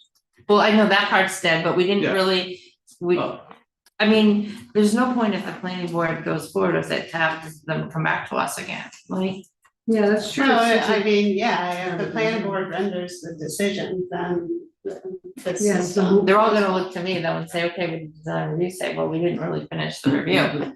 But I don't wanna bump the fire station again, Say that. because they have to had come back to us and then they'll have to go back to the planning board again. And so and- you can just say because they had two former groups on there, just- They, because I there don't were wanna two, give, I don't wanna give them that credit. You can always say, No. you know, you've discussed it, but you form no conclusion, you know, and, you know, it's, I would say leave it to the planning board. You know, because if it's at one point that you're worried about, leave it up to the planning board, let them make the decision whether to do an announcement or a decision item made. I mean, I I do, kinda like that. That's their call. I mean, we can make notes if we want to do something, because the guest parking lot does kind of bother me a little bit, because there's no reason that couldn't have been 3 feet. All right, I'll just say that they've moved forward, but we haven't finished, so, I mean, because I don't wanna speak for all of us if we don't have time to go into it. all right, can What I I would write in the review letter, I liked what Bob said though, in terms of, leave it to the planning board to decide if they, but they're gonna look to me. And they're gonna say, do you wanna continue it, do you think we should continue Well, it? we do have the original, one of these checklists that we had before we started making changes. I had done just a run through of it with the fire station, and they came out very well, but then we made, or I made notes on the cover, you know, saying, I can just send those to you and you can see if they're still relevant and you wanna include them. But I think we have to do it together. Yeah, Like, I mean, I had gone through the checklist, I've got it in my file. Yeah. And that was the basis of the outstanding comments that I had.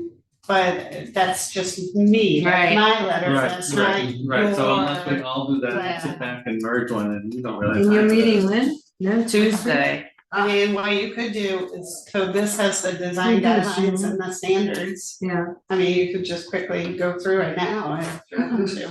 we go through it now, or we can do through it like, and meet Monday morning. Kill Well, me or now, it something. kill me was- later. I know going through the guidelines, they came out very well, it was the comments that I had. Monday's a holiday. Okay, Yeah, we can yeah, meet. Could meet tomorrow morning if everybody has to come tonight, which I don't even think I do. Well, we can't, so it's not enough time to meet in 48 hours. That's right, yeah. I know, cause there were certain things I did wanna write in the review letter, but I don't have Well- that notebook. Why don't we, what is it, what did we do the last time? We went on recess? We came back after we walked around, We could meet Tuesday morning, right before the planning board, and write a quick memo.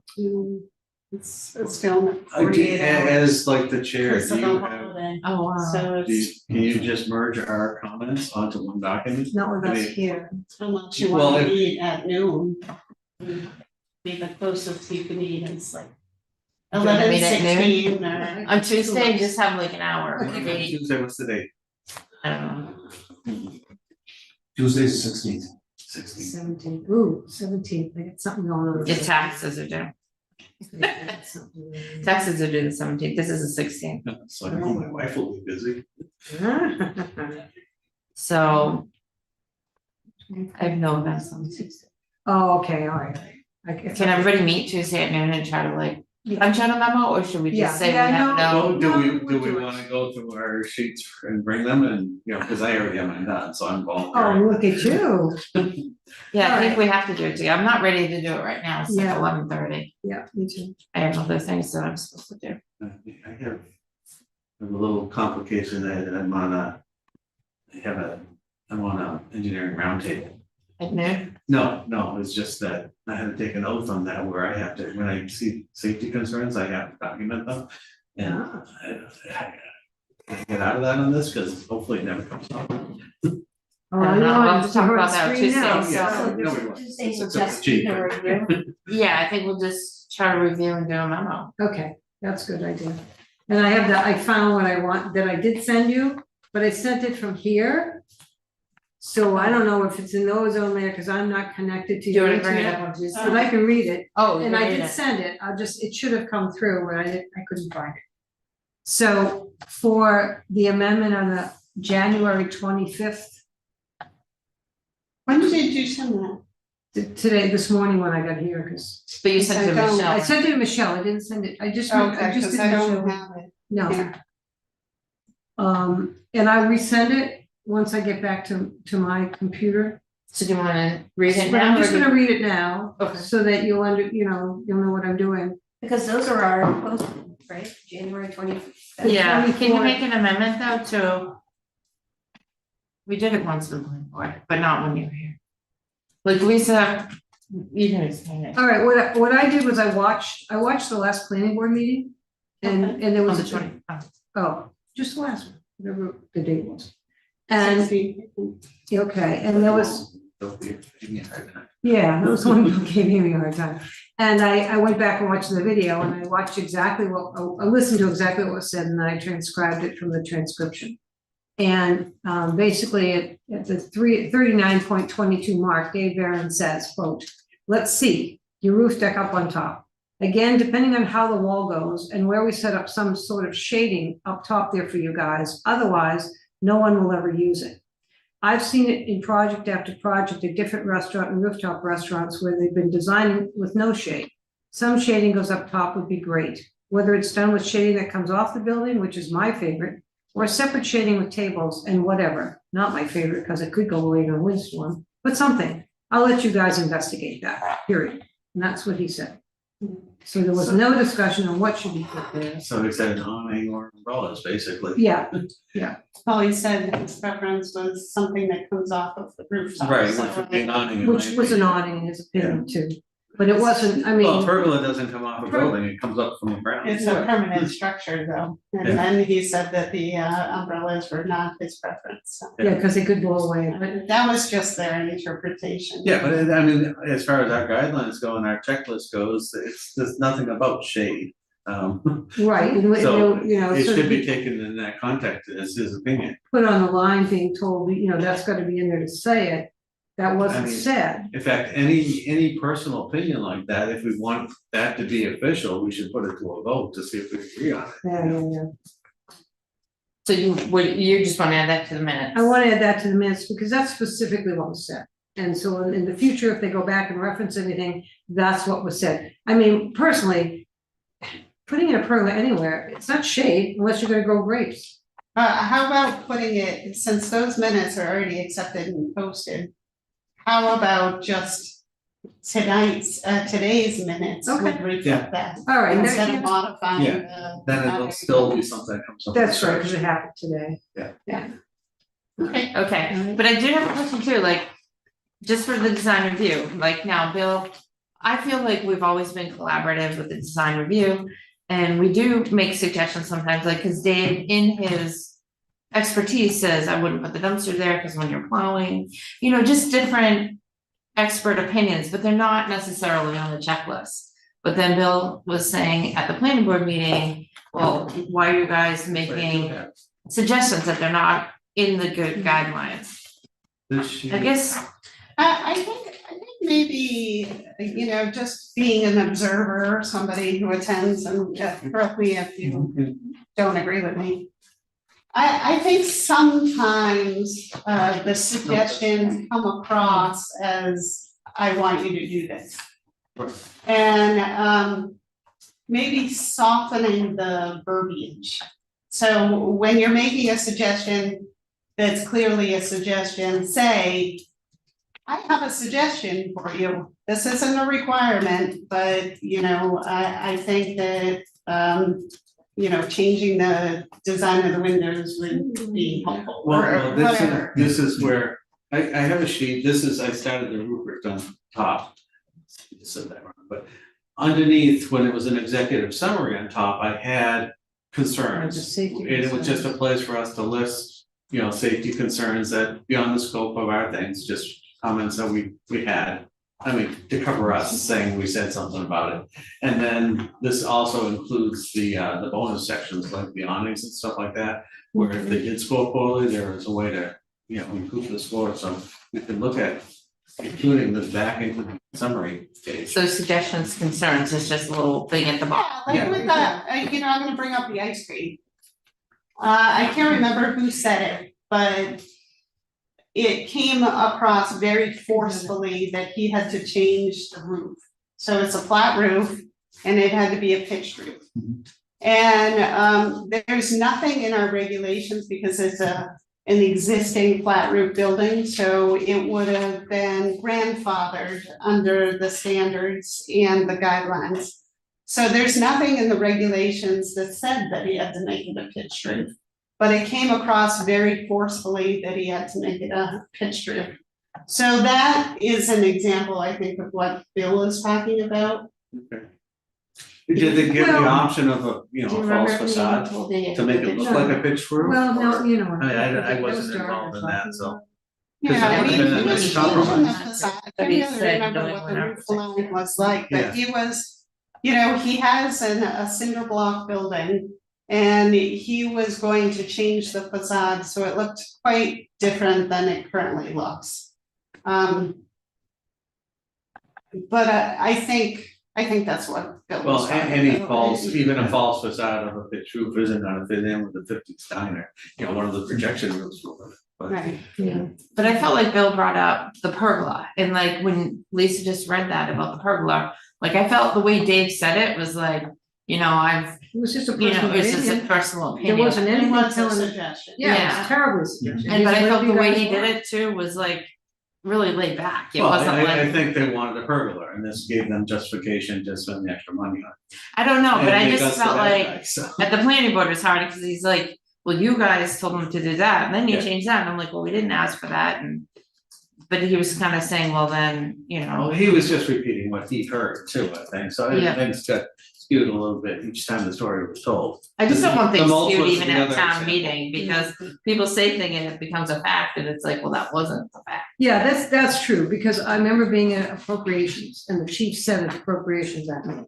Well, design review asked us to put the pergola on, and we did it. And now they're Well, saying. now take it's it in off, their minutes. And it's the chief talking. Yeah. And if I wasn't the liaison, I wouldn't have been there to hear it. But also being on the design review, I'm like, what? Yeah, Cause I mean, well, that got held against you too, though, because Bill took that as first, you said you wanted the pergola, and now you're saying you don't want it. It's like- yeah, and No, we never it's- said we wanted it. Right, and we never said we didn't want it, we just said we didn't suggest it. Right, right.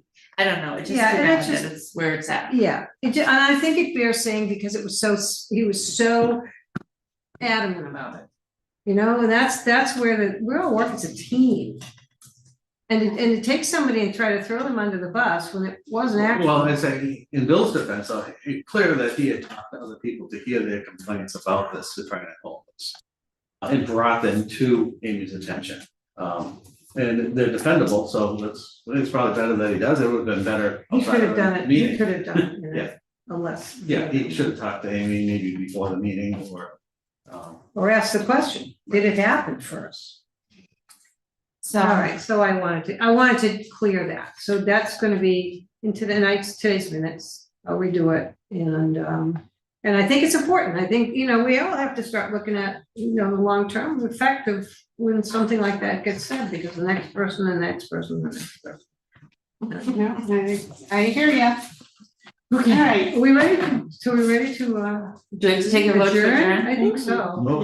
Oh, we I can't just think walk our out meeting for a goes person. 11:30, 10 is up, use the buy lunch. Show me that regularly. I could write it down. Show me that. Make that one up. I think it's just a Christmas party. Is that So, okay, who's gonna, Oh, it's gonna move, One I question. move to adjourn? this one is in red on yours, it was in red on, Yeah. I don't know why it was in red on any of them. I left it red because it was red on yours, so. Okay. I'm changing that. 'cause- Okay. So And for Wanna anybody say watching, goodbye? I just want us to all get along, like, I just want. I don't know if it's ever happened in the history of any town, but I wish all the boards and. Could get along and not point fingers. Can't we all just get along? That's- Right, that is a quote, so hopefully everybody get on we the. can work in that direction. All right, I move to adjourn the meeting at, do I put the time in like when somebody died? 11:29. 11:49, 29. yes. You gotta do it, got I a don't think second, you 11:28. got a second, I second, All right, but at 11:28. at 11:28, all right, Amy Pertzky, aye. Lisa Maselli, aye, Margaret, can we, aye? that's it, good night, and we go and get free lunch.